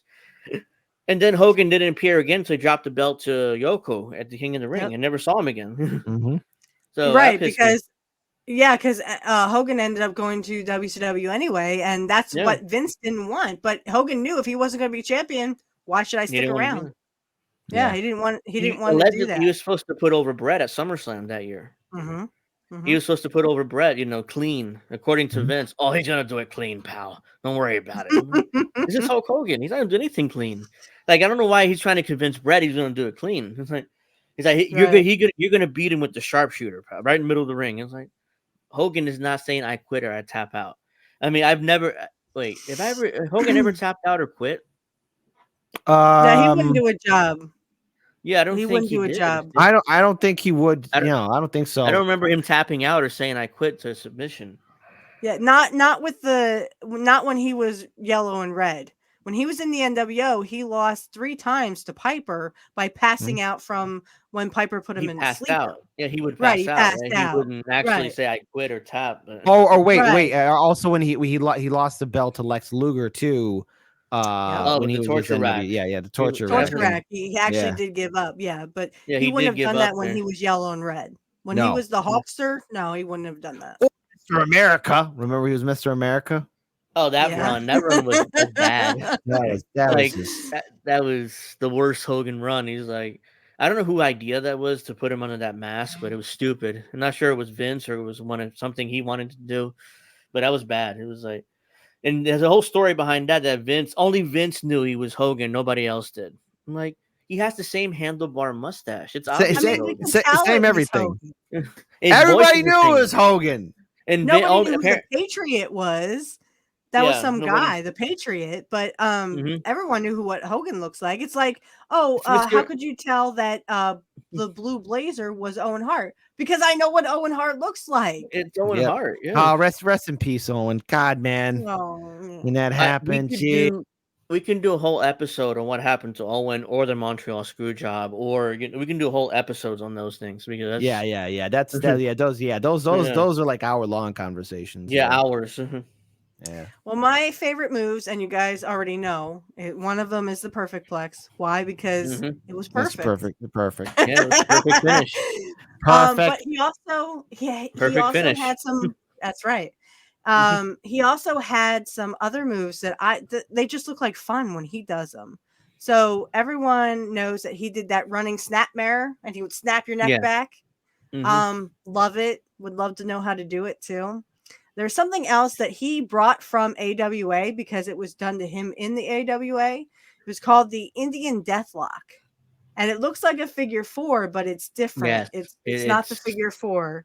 Right. And they would call it the figure 4 in AWA, but it was eventually called the Indian Deathlock. Yeah, because Flair did the figure 4 and it looked nothing like it. So it made no sense about the figure 4. And he did it a couple times. Curt did it a couple times in 93. If you watch his babyface run, he does do it first on some jobbers. I think he did it on one of the jobbers right before WrestleMania 9 when it was him and Luger. Also, I just wanted to say briefly that the King of the Ring was one of my questions I had asked Bad Cookies. I do answer this on the show, but I will also say my answer here. He asked me how I would see the Bret Hart Curt match at King of the Ring. How do I see that playing out? Because it was a babyface versus babyface match. Bret and Curt were both baby faces. Okay. I would have it the same way. They could do the same moves, but Curt needs to win. And why do I say that? Because Bret had already had the belt. And there's no reason why Curt couldn't have had it if Bret had it. Okay. So, and really what could have happened there is Curt, yes, he had back problems all through the rest of his career, but he could have been the face of the WWF. And I mean that in the sincerest way, that he was just as good as Bret. He was perfect. Sorry, Angel. But I see it because he could have made Yokozuna a star. Because Curt could make those guys look even like $1 million. Yoko was already a star. Right. Yeah, he could make him even the biggest, baddest heel, just like Bret could do. Bret did it too. Bret, you're right, yeah. But Curt could also have done it because look what he did with Hogan in 89. He made Hogan look like $1 million. And he was the meanest heel he could be. Curt would get heat for that. Look what he did with the belt in 89. Okay, so does anyone remember Curt breaking the heavyweight belt with the Genius going da da da da da? I'm like, lady, shut up, get out of the way. When Curt broke that belt, everyone got heat on Curt for that. Curt got excellent heat for that. And you got to build that white heat. You got to build that white heat. Him. And I'm saying that because he was a babyface in 93, that he could have made Yoko look like the meanest heel ever. Because as Jim Cornette said, he could cheat his ass off, but then he could sell his ass off. And he could have done that with Yoko. And I just think that I'm sure he could have. Instead of him and going after the IC belt, which he had the IC belt twice, give him that WWF belt, and he could give it right back to Bret at Survivor Series or even the Royal Rumble or whatever. Who was Yoko working with in 93? Was it Luger? No, that was 94. That was 93 at King of the Ring 93. It was Bret Hogan. Right, Hogan. He was working with Hogan. Dropped the belt to Yoko, and then at SummerSlam 93 because that year, Bret had won the King of the Ring. Right. Yeah, so he gets got the belt back. Yeah. Okay, so he working with Bret. Okay. Yeah. I was confused. I thought it was 94, like the year after that. Okay. It should make you feel then I would say it should make you feel somewhat comfortable if you believe in multiverse theory that somewhere in the multiverse your version of events did happen. So the multiverse theory. The multiverse theory effect. Yes. Because he was champion in Portland, he was champion in AWA. There's no reason why he couldn't be champion in WWF and WCW. They missed a great opportunity because Curt was second generation, just like Bret was, just like Savage was, and Savage had it twice. Lanny was also second generation, and so was Kerry Von Erich. So all I'm saying is he missed a great opportunity by giving it to Warrior in 89 instead of Curt, where even if Curt had it for a few months and gave it up at SummerSlam to Yoko Zuna, almost said Yoko Ono. Yoko Ono. No, don't insult the great Yokozuna with Yoko Ono. What's wrong with you? One Yoko is a legend. The other one, the other one's a legend. They're dividing a band. Okay. Yoko, like, oh my god! And this is where, in my newest episode, episode 24, we were talking about that because I do break down. It was Wednesday night because I don't go to work till late on Thursday, and I just broke down and I said, "You guys missed a great opportunity to have a great champion or a perfect champion." And like I said, you wouldn't have to keep it very long, not like Brett, but him and Brett could have given it back and forth to each other. And they were both second generation. What was the difference?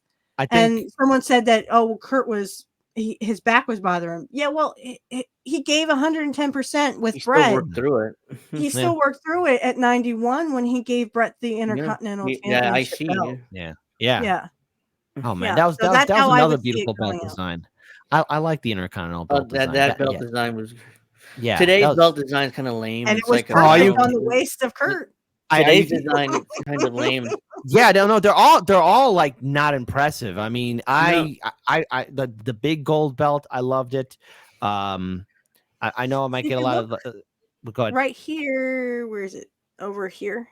If you look at this picture right here, that's the AWA belt that he had in 88 and 87 and 88. Hold on, I actually want to look for the Intercontinental belt now. Yeah. Look at that design. The only one that today's Curt didn't destroy. Today's design is kind of lame. It's like a round thing, and it says Intercontinental Championship. It's God, it's horrifying. Yeah, it's bad. It's ugly. It's ugly. It's ugly. Totally ugly. And all the belts today have like this? the big WWE logo on it. Like it's huge on the belts now. What So it's like am I looking at? No, this is awful. terrible. All the designs today aren't really that good. So. Oh my god, who greenlit this? I'm Did assuming. you ever see a picture of Curt Hennig with the IC belt back in 90 and 91? I'll tell you what. This is terrible. It was perfect. This is terrible. I hate it.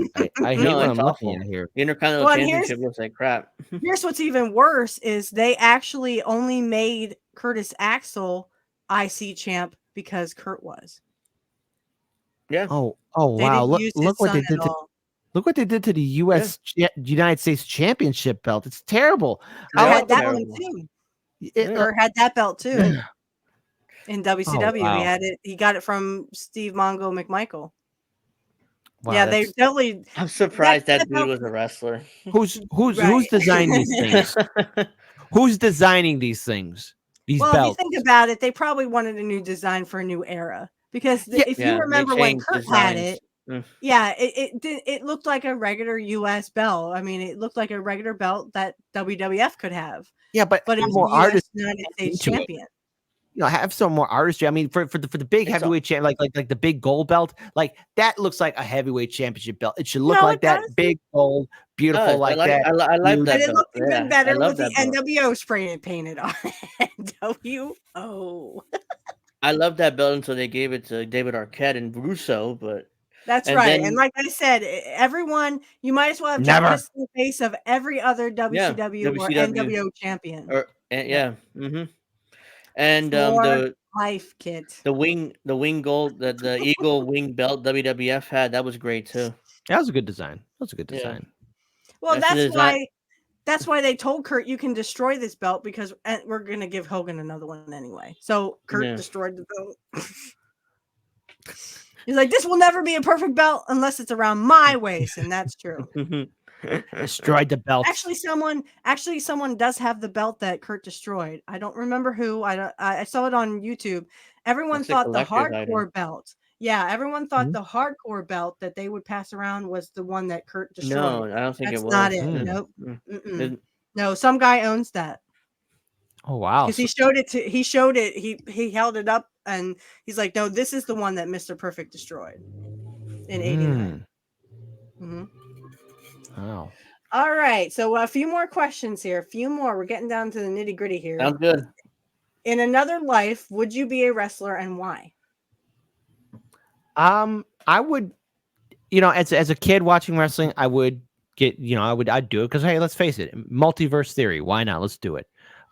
Greatness waits for no one. If there's the opportunity, then yeah. I mean, who doesn't want to have that shot? But also looking at it's a double-edged sword because the world of wrestling, especially when we were all growing up, it was surrounded with ego and pride, politics, drugs, sex, murder, mayhem, and so much more. And if you were able to keep your head on a swivel, you would be like a superstar, or get movie deals, or be able to at least live your good. But there was always the risk of injury, permanent injury, or something else happening to you. So hey, yeah. There is always the risk with the reward. And would you? And really, if you, and I don't mean to bring politics into this, Kit, and I'll let you finish your point in just a sec.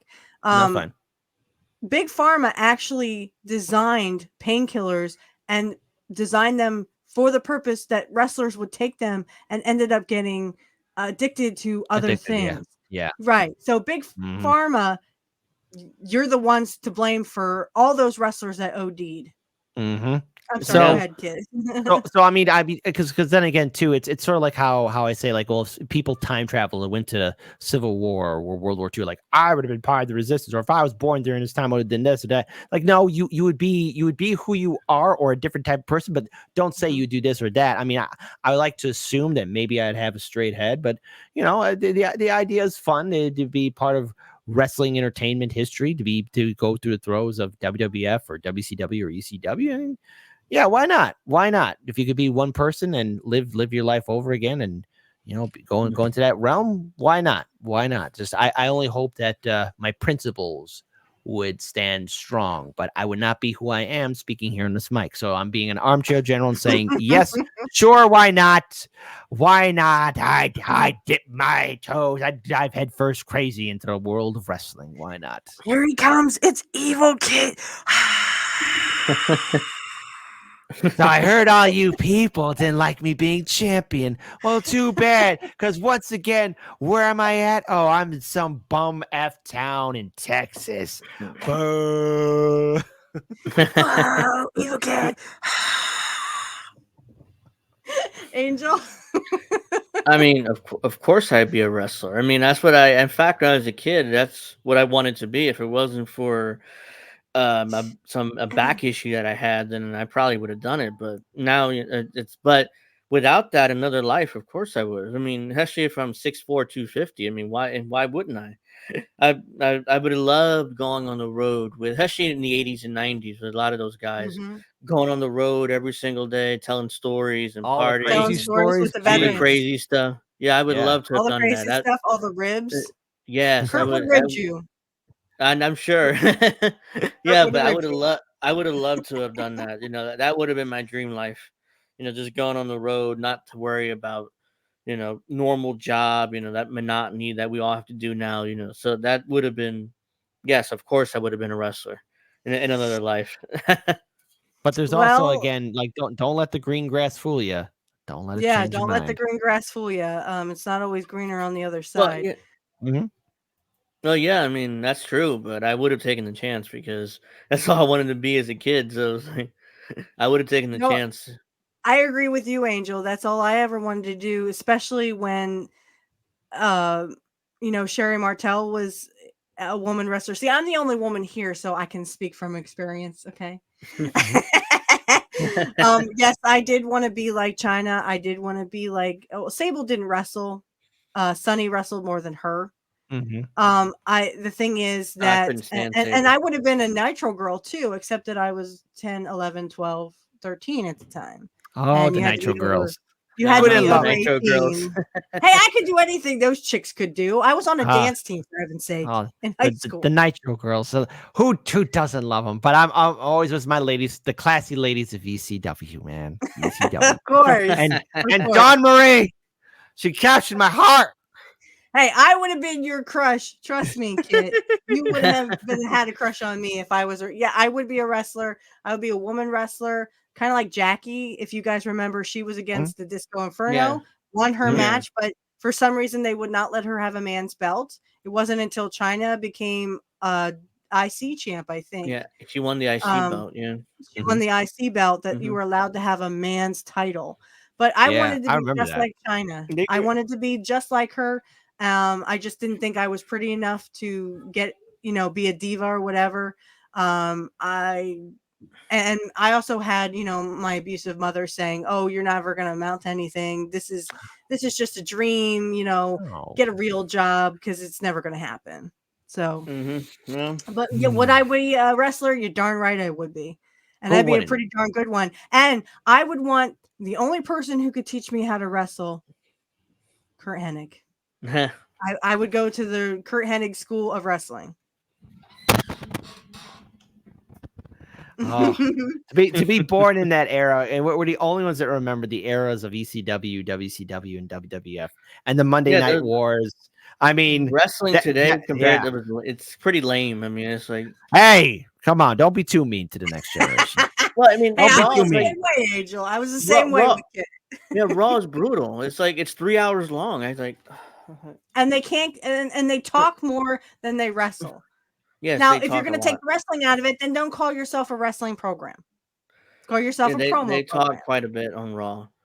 Yeah. I think last week that somebody did a calculation. They only had like 60 minutes of wrestling on Raw. No, get out of here. In a 3-hour show. Yeah, in a 3-hour show. 3-hour show. And when I was young, it was all just wrestling. And there barely were promos. I mean, there were promos kind of in and out, but I mean, it was the bulk of it was wrestling. And with Primetime and Gorilla and Bobby, it was always, hey, we have another wrestling match for you. It's da-da-da versus da-da-da. And then let's go to that match. And they would go to the match, and throughout the thing, it would have like a couple of promos. They would do like update, or they would have some kind of thing with Sean Mooney, and he would do the promos now. But it was mostly geared towards wrestling. It wasn't just a promo. Hey, let's go out and just talk to people for 50 minutes. It's one thing to talk, because I remember like the 2-hour show for SmackDown and the original opening, which was the big fireworks in the upper balcony, like like as soon as that would open, I was sad when they stopped doing that. I was like, where's the big square fireworks? What happened? Are they cheaping out on the fireworks? Where's the fireworks, man? No, I want to see that. That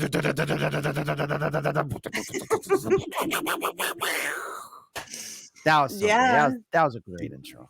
I think, and the WCW, I don't know if you agree with this, Angel. WCW just got the entrance just got ridiculous. I mean, it would just be like, I don't even. Oh yeah, the big explosion, like boom. Yeah, that was awful. I like the, where they had at the beginning, like it was Giant and it was the Steiner brothers, and that was, Raw, or not Raw, but Nitro. When it had that kind of Nitro thing, and then they didn't even put Curt in most of that. It was dumb. I just thought it was dumb. They should have added Curt to it. I'm a little biased if you haven't figured that out. All right, so my last question I have for this episode is, did you ever go to a wrestling arena to watch pro wrestling live? Yes. A long time ago at the United Center. Angel, you go first. Yes. Tell us about that.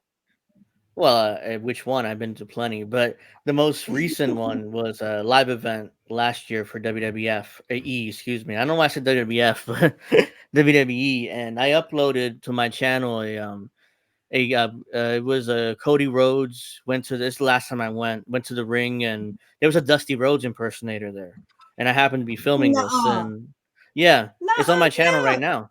It's on my channel right now, and he did it. He did impersonation, and I'm not sure if you could share it here or not, but if not, then you can look at my channel. But it's my most recent upload.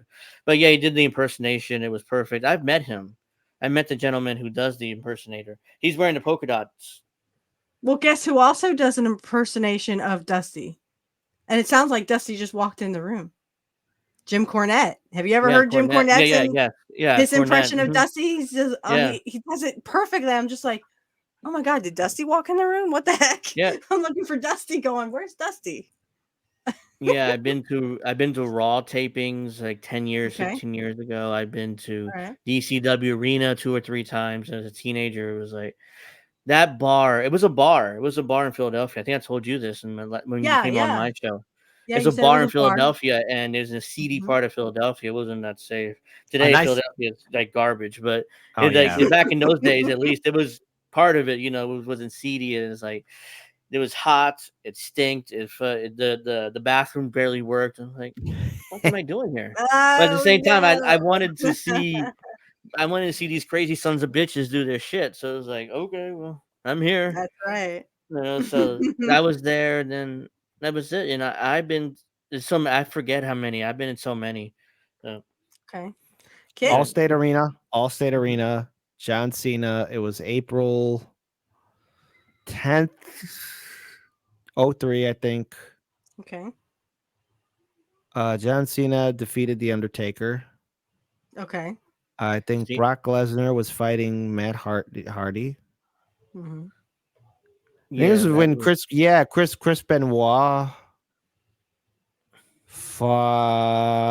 fought somebody from ECW. I don't know who. It's drawn. There was Rhino. Wait, no. Rhino? was Rhino there? Sure, I'm it gonna wasn't get some shit for RVD. this. It might have been RVD he was working with. Wasn't he working with Benoit around this time? I think so. I mean, maybe. Oh, wasn't Better he a look that tag up. team? He might have been tag team with Benoit. I remember them teaming at that time. In 2002, I never thought I would see it, but I was asked a tag team question, and I had forgotten that the Boss Man and Curt Who was he tag fighting? team. Who was he fighting? I'm wondering who Chris Benoit was fighting. No, I think it could have been Rhino or could have been. Oh man, I thought it was RVD. All right. Hey, you know what? That's there. I know Brock Lesnar was there, faced off against Matt Hardy. Brock I killed know- Hardy, I'm sure. Yeah, and John Mhm. Cena faced off against Taker. That I do remember. That I do remember. 2003. 2003. This Well, was and I when do he's want to doing talk that. about Brock Lesnar, the whole Brock Lesnar thing, but after Oh, I yeah. say my take, Okay. because I want to Brock- get your all's I want to get you guys and what you think of that whole Brock Lesnar thing and what you think Brock's future will be. But I was at one event and it was in 2002. I believe it was the spring. And I was so into Triple H at that point that I forgot about Curt. Curt was actually Curt was Holy actually shit. in the arena, but he was not. He was actually at the Hershey Arena. Now, if Angel, have you heard Jim Cornette talk about the old Hershey Arena in PA? It was nasty. It No. was smelly. It was very Yeah, I cramped. think I did. It's been Yeah. Yeah, that Well, sounds there was a familiar. new Yeah. Giant Center. They had built a new Giant Center, and they said in the 90s, it was cramped. It was small. It was not a good place to be. The British Bulldog would bitch about that all the time. Damn, I don't want to go to Hershey Center. I don't want to go to Hershey Park. I don't want to have a Hershey experience. But I did go to the new Giant Center in 2002, and I was screaming, "Come on, Triple H!" My mom's like, "Oh my god, oh my god, she's embarrassing us! Oh my god!" I'm like, "You are a fan of wrestling. You should scream for who you want. You have to scream. Yeah, That's who you want." But he just wasn't. Yeah. Mm. Hang on one second. I'm sorry. I got to cough for a second. Okay. All good. So, yeah, he was in the arena. However, I don't know what I was doing at that point. I think that was before the plane ride from hell when he got misjudged. Everyone says, "Oh, Curt was a shit starter." Yeah, he was a shit starter, but not with Brock Lesnar. Brock Lesnar he had ribbed Brock, and Brock took it too far. And of course, everyone knew Curt ribbed. Yeah, but also, Jesus Christ, Brock going crazy in this fiber, not fiber, but obviously, this airplane. Or if you start ramming somebody really hard, you cause some damage, Brock, some kind of damage. Yeah, and then everyone was drinking out of their mind. I always have to wonder if Vince maybe encouraged people because he was in the same airplane. He was there. They say, yeah. I don't. They said some say History Vince has was not there. confirmed that. Yeah. Some I say don't he was know. there, Angel. Some say he wasn't. Yeah, no, that's why I'm like, I don't. As far as I Yeah, know, Dark Side of it's the not Ring been said he wasn't confirmed. there. Yeah. I don't Dark Side of the know. Ring said he wasn't. But everyone thinks that Jr. Brock was. Lesnar, JR was, yeah. And he admitted that Curt paid the price and he shouldn't have. No, I don't think he should Because have. But you can. there was someone else there, JBL, recently talked about this. He saw Curt and Brock and they were nowhere near the door. So JBL actually watched the whole thing and they were nowhere near the door. But Kurt's very competitive and he had boots on and Brock Lesnar was barefoot and he stepped on his foot. And, of course, Brock's going to react if someone steps on your foot with a full boot on. Yeah, man. So, I mean, it was like, and everyone says, oh, well, Curt trained Brock Lesnar. No, bullshit. No, they only worked out a couple of times. He didn't train him. He was already Brock was training. trained. Yeah, Brock training was with someone trained by Yeah. Jim Cornette and OVW. Yeah. That's where Brock was, And everyone's, oh, well, Curt was his trainer. No, Curt worked out with him a No. couple of times. That's it. He didn't train him. So I don't know where anyone got that. But I do want to show one last thing to the gentleman here. And you're going to laugh because every time I watch this, I just laugh uncontrollably. What I shall can't we help see that. here? You're going to see. This is Let us it's begin. really- it is bad quality, I will admit, but it's the 80s. So go with it. This is Portland. This is Curt Hennig and his dad when they went into Portland. Just in case you haven't heard of me, the Army certainly has. Curt Hennig, Larry the Axe. That is. Curt, you've been taking it to the Army. Well, Frank, all these people around here the last couple of weeks, they've seen what's happened. They've seen the Army. They've seen what they've done to me behind my back. I told them my father wanted to come in and be my partner, and here he is now, and he's here, and we're here to do something to the Army that they've never had done to themselves before. Well, Curt's been wrestling since he's been in 6th grade. We come from a As long they line should. of good wrestling families. We try to wrestle right, and we try to wrestle according to the rules. And I was up in Minnesota sitting there, bear hunting in a call, and they said that these guys are trying to stampede over the Hennig. You do something to one Hennig, you do something to all the Hennig. And what that means is war. Okay, so the funny part there I was laughing about is when he says, I was up in Minnesota bear hunting with a switch. I went, what? What? Okay, man. That's a new one. Never seen that promo. That's funny. It's like, it sounds kind of like you're giving the bear a chance, right? Yeah. So, I mean, when you're bear hunting, you bear hunt with a gun, right? As you You should. You killed bear the because bear. that's a freaking bear. As you should. Yes. He says, I'm up in Minnesota bear hunting with a switch, a stick. Well, hey, man, that must have been a gas-powered stick, man. Oh my God. Gas-powered stick, man. I lost it after that. But so real quick, we're gonna talk about what your thoughts, feelings about the future of Brock Lesnar. What do you think is going to happen, especially with him and Rena? Because let's not forget Rena Maro, who was known as Sable, also cheated on her ex-husband Mark Maro with Brock Lesnar, and now it just what goes around comes around. But I want to hear your thoughts.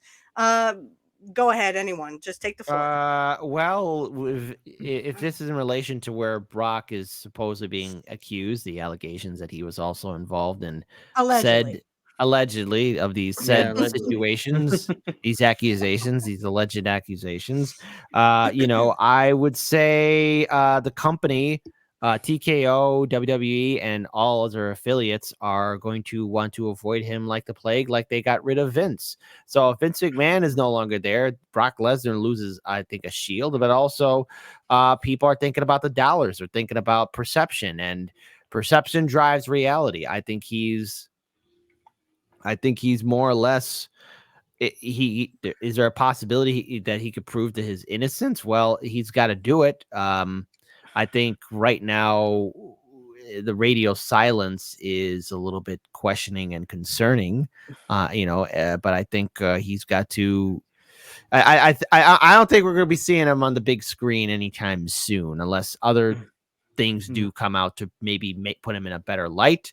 But it's not looking too good, and I won't say like, "Hey, we'll see Brock Lesnar next week." No. Oh no.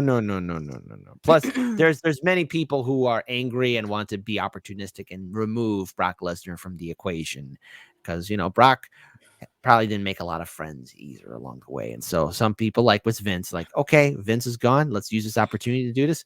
Let's also deal with Brock. So yeah. Angel? No, you'll never see Brock again. You'll never see Brock again because, for one, allegedly, he likes, he has a urination kink, which is fine. I mean, whatever. But I had to bring that up because I had to make people laugh. But he has a urination kink. Okay, fine. Two, on top of Family friendly show. Woo! Not here, not when it comes to wrestling business, because family friendly. Right. On Jim Cornette's show, there was supposedly a woman, a diva, who took a poop for one of her fans, and she was like, "Oh yeah, you like that, don't you?" And she's like taking a poop on the toilet, and she did it for one of her fans. I was just like, "Oh God, turn it off, turn it off, turn it off." Ew. I like literally was like, yeah, I've heard that one. No, it's all right. And oh my God. Brock has seen it. The perception is he's close to Vince. That's the perception. Yeah. So even if Triple H or whoever's booking want to bring him back, it's like TKO is like, fuck no, you out of your mind? I mean, he's too close to Vince, who put him back on television.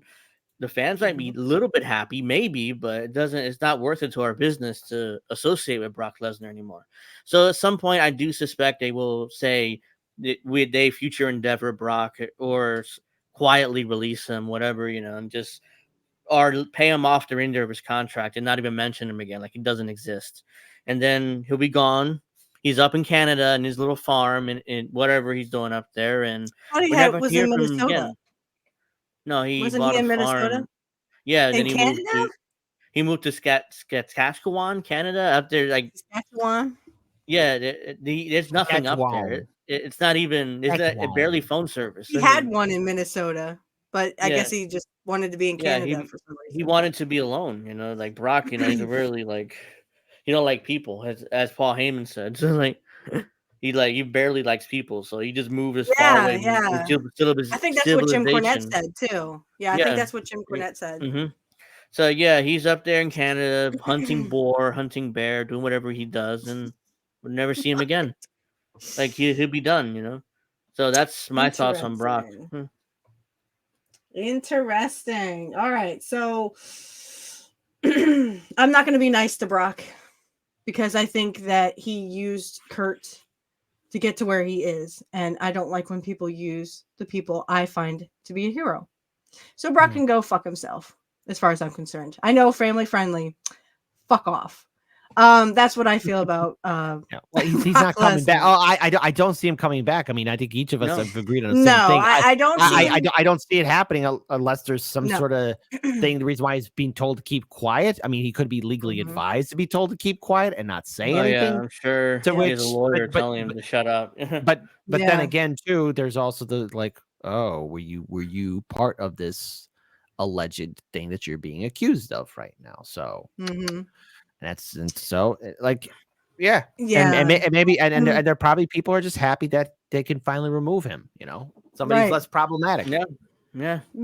And really, the thing is, when they wouldn't even let Curt have they had a dark match with Brock. In fact, I have that off of YouTube. I got it off of YouTube because I know they're going to take it off for copyright reasons. Yeah, of course. Fuck. Yeah. But it was a great dark match. It's the only match he had with Brock before he, the plane ride from hell.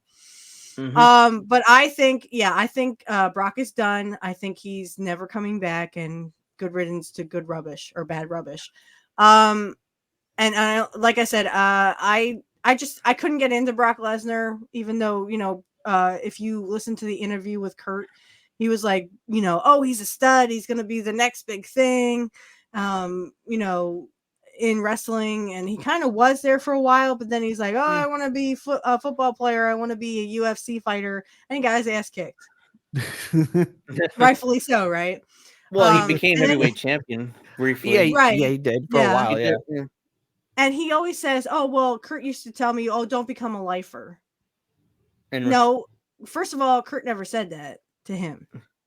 He's mistaken, because Curt was a lifer, and what he meant, he took it out of context. So Curt might have said it to him, but it was more like, well, if you don't like the business and you don't want to be here, then you don't want to be a lifer.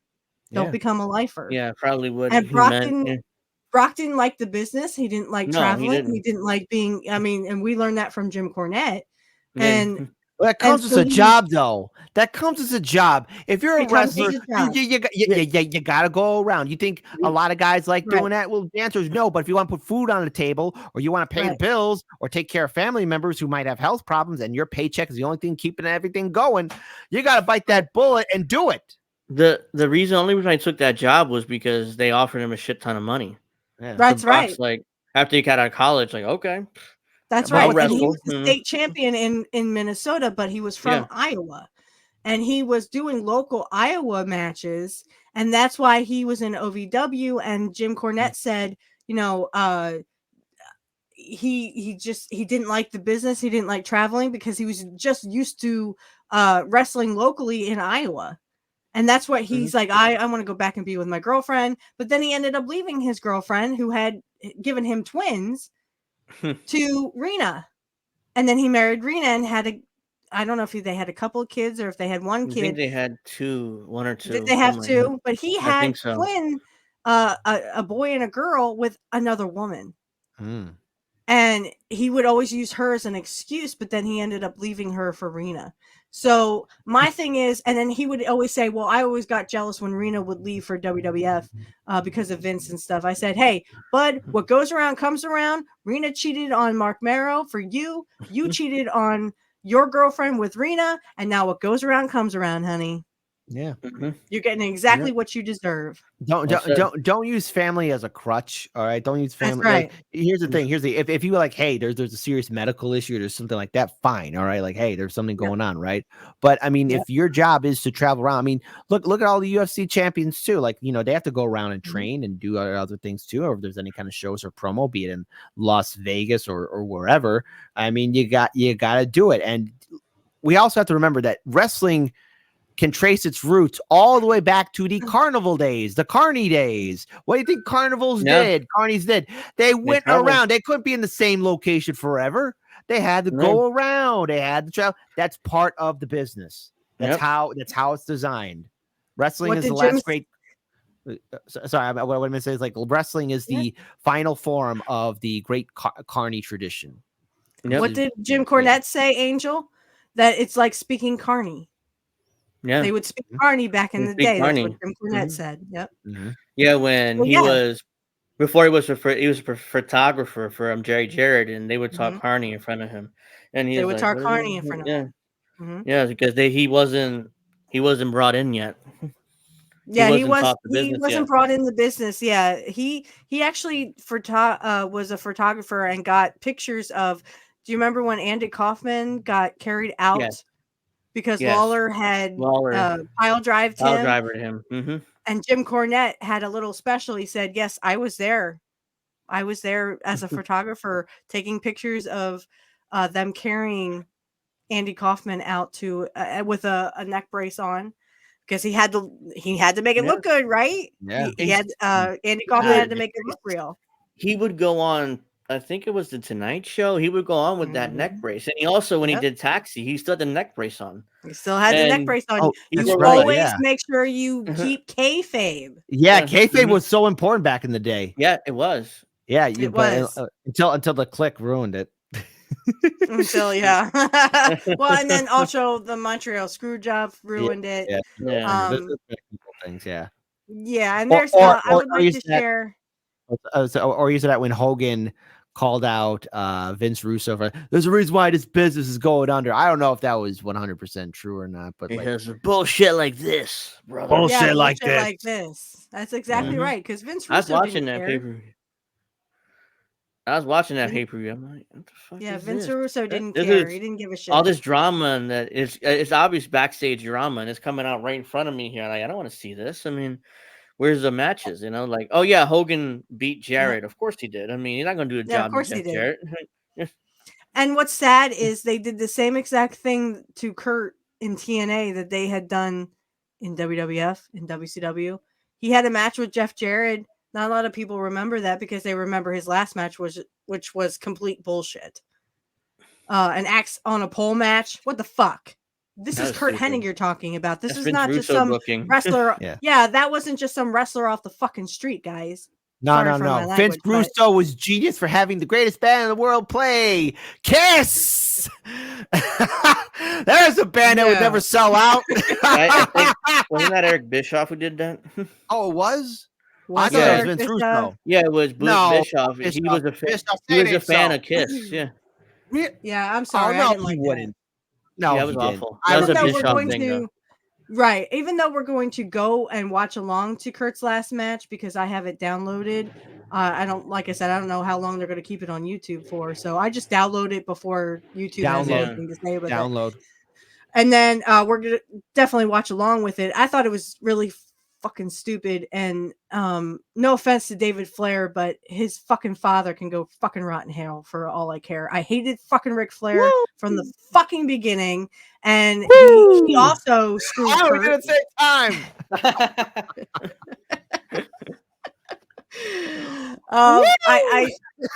He really, I mean, David Flair was an up and coming thing, but now do you ever hear of David Flair? No, because David Flair was nothing.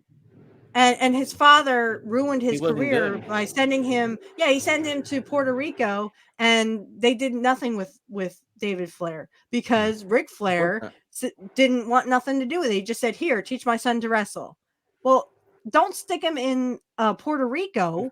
Send him to a wrestling school. That's the last place you send them. Puerto Rico is like crazy. The wrestling down It was. They would throw batteries at people at the heels. there. Probably traumatized David Flair. No day. Probably traumatized him. Yeah. Like, this is the business. I mean, the fuck out of here. You know, Puerto Rico's crazy. No, I know. you never screw around with Puerto Rico. Come on, man. No, you never do that. No, because they would throw batteries at you. Yeah. Big batteries. They would throw them at you if you were a heel. There's a story that Kurt got kicked out of Puerto Rico. He took a jump under the ring, and the guys who had to clean up the ring found it, and they're like, "Don't come back, Kurt." Hey, I mean, if you're under the ring, okay, he had to be under the ring for a spot, right? So if you're under the ring, you have a spot. You have to be there for however long because you can't just come out of the ring and go to the bathroom, right? Well, you know what? So I really had to go. Bathroom emergency. That's why you always, hey, listen, kick Cabello advice. Kick Cabello advice that I learned in Rinko. Always do your pre-game dump. That's how I got my green belt, you know? Hey, listen. Did my pre-game dump no matter what. If you're going to study for your test, pre-game dump. Before you go live for your live stream, pre-game dump. When you do your pre-game dump, even if you don't have to, just feel it out. Just do it. Just do it. Pre-game dump before the meeting. You'll be more clearer. You'll be more focused. It's before you go on the road. Just remember, like, maybe we should just double check. Sometimes the body can trick you. Your pregame dump will save the day. Well, I did it in my blooper thing but I'll have to do like an ultimate blooper because more bloopers just keep coming out about Kurt. Ribs. I did a rib, but I need to do like an ultimate rib because Barry Darso just came out with another one. And there's some that I left out because I had it in other segments, but there was one rib, and I think it's brilliant. But when in WCW, Kurt apparently had boiled eggs, Butterfingers, and X-Lax. Oh yeah, wow, that's gonna be a nasty thing. If he ate White Castle, it would have war crime. They were under the ring, and you remember when the Warrior came back to WCW? Yes, they were going to come out from under the ring, and they were going to get the Ultimate Warrior. But Kurt's like, I gotta take a shit. And Scott Norton's like, I'll kill you, Curt. Don't you dare. He's like, I can't. I gotta take a shit. So he took a shit in a bucket. Right. And it's like shooting out of his ass. And Scott Norton's like, oh, God. And the whole NWO is like huddled in one little corner. And they're like, instead of Warrior, let's get Curt. Well, Curt ran for his life. Warrior has such an awful match with Hogan. That was one of those pointless comebacks I've ever seen. Well, it's like Hogan Warrior also screwed it over too because he kind of gave it away like you've never been able to defeat me, and Hogan was like, "Oh, dude, you ruined the storyline. You just ruined the story." Yeah. Hogan. It was supposed to be a 5 or 10 minute promo. Warrior went on for 30 or 40 minutes, and Hulk and Bischoff were like, "What the fuck is wrong with this guy?" I don't know what he's even saying. They had that look in their face. They looked at each other like we're fucked. Like we're fucked. Yeah. You know that, right? And yeah. They did the match. It was shit. It was one of the worst matches I've ever seen. It was nothing like the WrestleMania 6 match. I think it was 6. Right, and we think that Bischoff was trying to bring some of that chemistry back. But again, that was a different era, different time. You never should have given the belt to Warrior because he was hurting guys. He hurt Rick Rude. Rick Rude in Brett's book was known to have said, Warrior, if you clothesline me one more time, I'm going to break your arm off and beat the fuck out of you with it. Giant's the one who regulated Warrior because Rick Rude would have done it. Rick Rude would have done it. I know that Giant regulated the Warrior. This is a story coming from Hogan. Andre. Andre. It was Andre Giant who regulated the Warrior because he well, apparently Warrior did something to Andre, and Andre didn't like it. And he would run full speed at him. and Bobby Andre Heenan also would tell the story. He broke Bobby Heenan's neck. I can go on with Warrior. And Andre just gave full on push, and Warrior kind of got up and was like, no, you learned. And Andre would go, and then Bobby said, Warrior came at him full speed, and he just stuck his arm out, and Warrior went, and down he went, and Andre turns to Bobby and says, he's learning. He's learning. He's learning. Yeah, Bobby tells that story too. And what else? What else about Warrior? I know that he also kind of screw up, not only with the promo, but there was a lot of hype that WCW was trying to do to get the Warrior, and I think they even did like the unfortunate tragedy of Renegade. Oh God. Oh, that was which was a Warrior knockoff. Rip-off.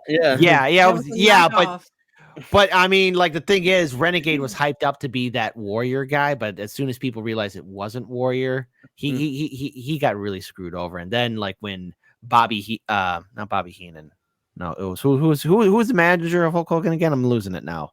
Jimmy Hart. Jimmy Hart. Yeah, Jimmy Hart. Yeah. Oh my God, I'm losing it. Yeah, Jimmy Hart. He turned heel on Renegade and took the television title away from him and said like, "You'll never be nothing." And Renegade took his life at age 30. Oh no! I know. Yeah. Oh, yeah, no. I didn't know that. I did not know that. It is a horrific tragedy of somebody who was hyped up to be somebody else, and it never should have happened to that guy because everyone was upset that he got the television title. He shouldn't even been pushed like that. Yeah. He shouldn't have been Warrior ripoff. He was ostracized because people were upset that he got such a big hype promo, especially with Hogan, and then later on getting the TV title and a few other things too. And he was just like, he was on his own. Should never happened. Awful. That's awful. All right, Pete Renegade. I remember that guy when I watch old WCW with Curt. Renegade comes out, and I think there's someone in the ring. I think he comes out when supposedly Ric Flair breaks his ankle or something, but I think he broke it at World War III because he jumps off of the thing and lands kind of awkwardly. But also Ric Flair was also having family problems, as he says. Yeah. That was the excuse and why they had to take him out of WWF. And guess who took him out, guys? Mr. Perfect. Perfect. The loser league town match. He took him out perfectly. That's right. Well, guys, it has been so much fun. It's now 3 hours later, and oh wow, I mean, it is 3 hours. So much fun. Holy crap! I didn't think we would go this long. Okay, well, we had a super special, awesome show. This Yeah, was great. totally. I love this. We should And do it again. all you people hit the like button and Yeah, hit the hit the subscribe like bell. button. Yeah, do it. Subscribe. And the subscribe button, yeah. Mhm. Do it. Do it now. Or else. Or else. Or else. Because I mean, you know, and I've been fortunate that I have 468. I'm at 468 right now. Get to that I'm looking, 500. I'm getting to that 500, and I've been asking all kinds of questions. You know, we just had the WrestleMania 7 question. We had the WrestleMania 9 question. Who did Mr. Perfect face at WrestleMania 7? Big Boss Man. Mm. And I like that one. I don't know, Angel, if I told you on your show. I like it because the Boss Man kind of Kurt throws his towel at the Boss Man, and then Boss Man kind of wipes his butt with it and then just throws it back in Kurt's face, and Kurt just looks at him and he's like, fuck you, Boss Man. You can see him lip sync you can see him do that. You can see him saying it. So, and I think I talked about this on one of my episodes. In fact, the episode that we did WrestleMania 7, or we're going to do WrestleMania 7, but you can see Kurt's lips move, and there's like, fuck you, Boss Man. That's what he says. I'm like, he just said the F word. I mean, it's kind of like swear. No, but swear. I mean, not on TV. No, of course, but, I know that. But the wrestlers, even Brett admits this, that they pretty much swore like sailors. I mean, it's a bunch of guys, and guys, when they get together, they like to swear like sailors. No, come on, kid, you know, wait a minute. These are gentlemen who are talking about Shakespearean plays, scientific quantum algorithms. We were all gentlemen. We were reading the U.S. Constitution and then going to Bible study, and then we drank tea, and then we went to. How dare you make an accusation and say that we swore or that we were being mean or no? You didn't swear just like you didn't go looking for hookers. Come on, kid. No, we read great philosophical books at the public library. We returned them on time. That means they didn't. Okay, so I mean, hey, you can believe these urban legends, but you know what? I know the truth. These are urban legends. These are false accusations. How dare you? You tried to tell me that you and your friends wouldn't talk about pussy. Come on, kid. You talked about pussy all the time. You're a guy. We had some experts who understood. We had some experts who understood felines and the evolution of cats along the way. But I mean, like, okay, yeah, sure. Pussy was talked a lot about. I don't mean pussy cats. I mean pussy, baby. I got one, baby. You cannot convince me that you and your Marine friends were talking about pussy 24/7. You're a straight male. You're a very healthy, sexually active male. We spoke about philosophy. We read Shakespeare. All right. We read science. We read the U.S. Constitution, and we went to Bible study. You liar. These are things that I'm highly offended by, and I think this is my first and last time on this show. Angel, I know you're thinking about pussy all the time. I'm sure you do, because you're a straight male too. It's okay. I think about dick. Well, my husband. I think about my husband. What kind of show am I on here? What kind of show is this? Show where we talk about natural things. We are all human. We all have desires. Yeah. Yes. We. I'm not no prude. That's right.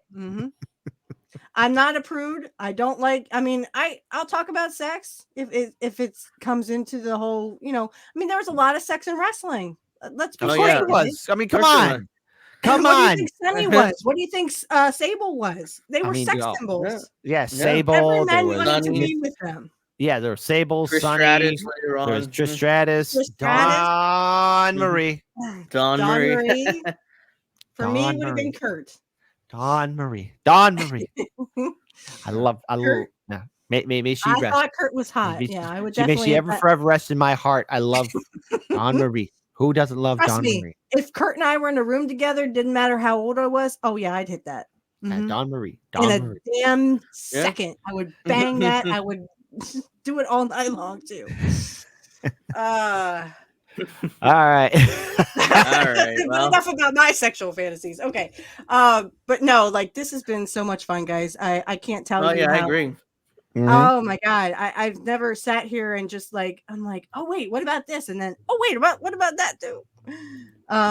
So definitely we're gonna do this again. Yeah, And then of course Angel and I have good things in the works coming up. We have the pro wrestling talk. Good.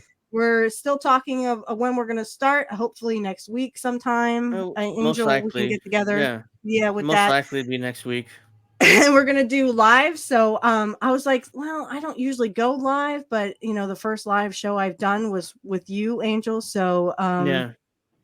so I think that I need to broaden my horizons and to get more subscribers and more wrestling fans to kind of check me out and check Yeah. out the profile. And like I Yeah. said, do what Kit said. Yeah, Even though he YouTube thinks he was a algorithm. Bible guy. The You were a algorithm Bible guy, favors live kid. streaming. Oh, I was praying. Oh, I was praying for so much back in the day. Anyways, Right. anyways, You were I know. You were praying for pussy. Anyways, I do know that I had a lot of fun here, so I do hope to come on back. There's so You much are more. coming back, Yeah, yeah. yeah. So there you Yeah, go. So we just gotta keep have me in him the loop. on Pro Just keep Wrestling Talk. Keep Pro me in the Wrestling loop Talk, because yeah. because I do have some other projects that I do have to take care of. In fact, after this, I have another project I have to take care of. So I'll be working a little bit into the wee hours. So I have to be heading on out to do my studio work very soon. Okay. So there we go. I But was gonna say, nonetheless, are we still having a Patreon show, or have you? that is happening. That is happening as soon as I'm off here. I'm going to make myself something to eat, and then I'm going to do my recordings, and then Yeah, I have gotta to eat something to eat too. Yeah, yeah. So Yeah, I'm kind of low on fuel. I here, like so- I'm Yes. hungry. You know? I like food too. I gotta take my son to Walmart, get him some blind Uh-huh. bags because I Mhm. promised him I'd do that. But Okay. but yeah, I was like, oh, just I don't know if I'm gonna stop with Taco Bell or something, get something real fast, and I know fast food, ugh, It's but fine. Don't worry. I- Do what you I got to do. cook. pick up whatever I you cook. can. At this point. I cook fettuccine alfredo, so I was just waiting there for me. Yes, and I have to start cooking Fettuccine up something here, too. Alfredo. Yeah. I love chopping up the chicken onions. Alfredo. So Yeah, fettuccine it's is the same delicious. thing. Yeah. Yeah. Mhm. It's the same thing. Yeah. And I can eat goulash real quick too. So I'm deciding if I want to take my son tomorrow or if I want to, up track to Walmart because that's where the poor people spend their money. Yeah, I go to Do Walmart what too. you, well, do what you got to do. I've got to be heading on the Fury Road. I have to start making myself some food too, because otherwise I'm Yeah. going to be passing out. So Yeah, And the it's been great Patreon being show is here. coming up. Yeah. This was We got that. amazing. Hey, don't forget my Patreon show. I give you $80, baby. You better do what I say. I got you. I got you. I got you. I got you. I got you. I got you. It's all good. Oh man. All right. Well, guys, this has been excellent. I would like to thank Kit Cabello from Hardlands Media. Please subscribe to him. He has 46,000 subscribers. Yes. Last I counting? checked, 46,581. Last I checked, we're creeping to that Awesome. 50K. If we get to 50K, And if we you're get to going- 100K, if we get to Push 100K, it. oh my Right. God. Yeah. He's going to wear a manly man's kilt for a month. And remember what Piper said, real men wear kilts. That's right. Yeah. Mhm. Angel, I mean, it's been a pleasure. And I know we're going to talk soon about, Yeah, I love. pro wrestling talk, and we're going to talk about Vince McMahon. We're going to talk more about the Yeah. Brock Lesnar thing, and of course about the Billy Jack allegations. Those are. I should have more information later in the week. Or Yeah, something. because I'm just Yeah. that just totally breaks my heart because he was he seemed like such a Yeah. great guy in Portland. Yep. But if you would like to, please like and subscribe. Also, if you can become a Patreon supporter, my Patreon supporter link will be in the description field. You can go to my Rumble page and you will get an extra theme song that I made myself. Yes, I did make a couple of theme songs. I'm going to have them throughout my videos. So if you can, guys, like, subscribe, comment, and share my content so we can grow this channel. And remember, everyone, nobody beats Mr. Perfect. No one. Nobody. Nobody.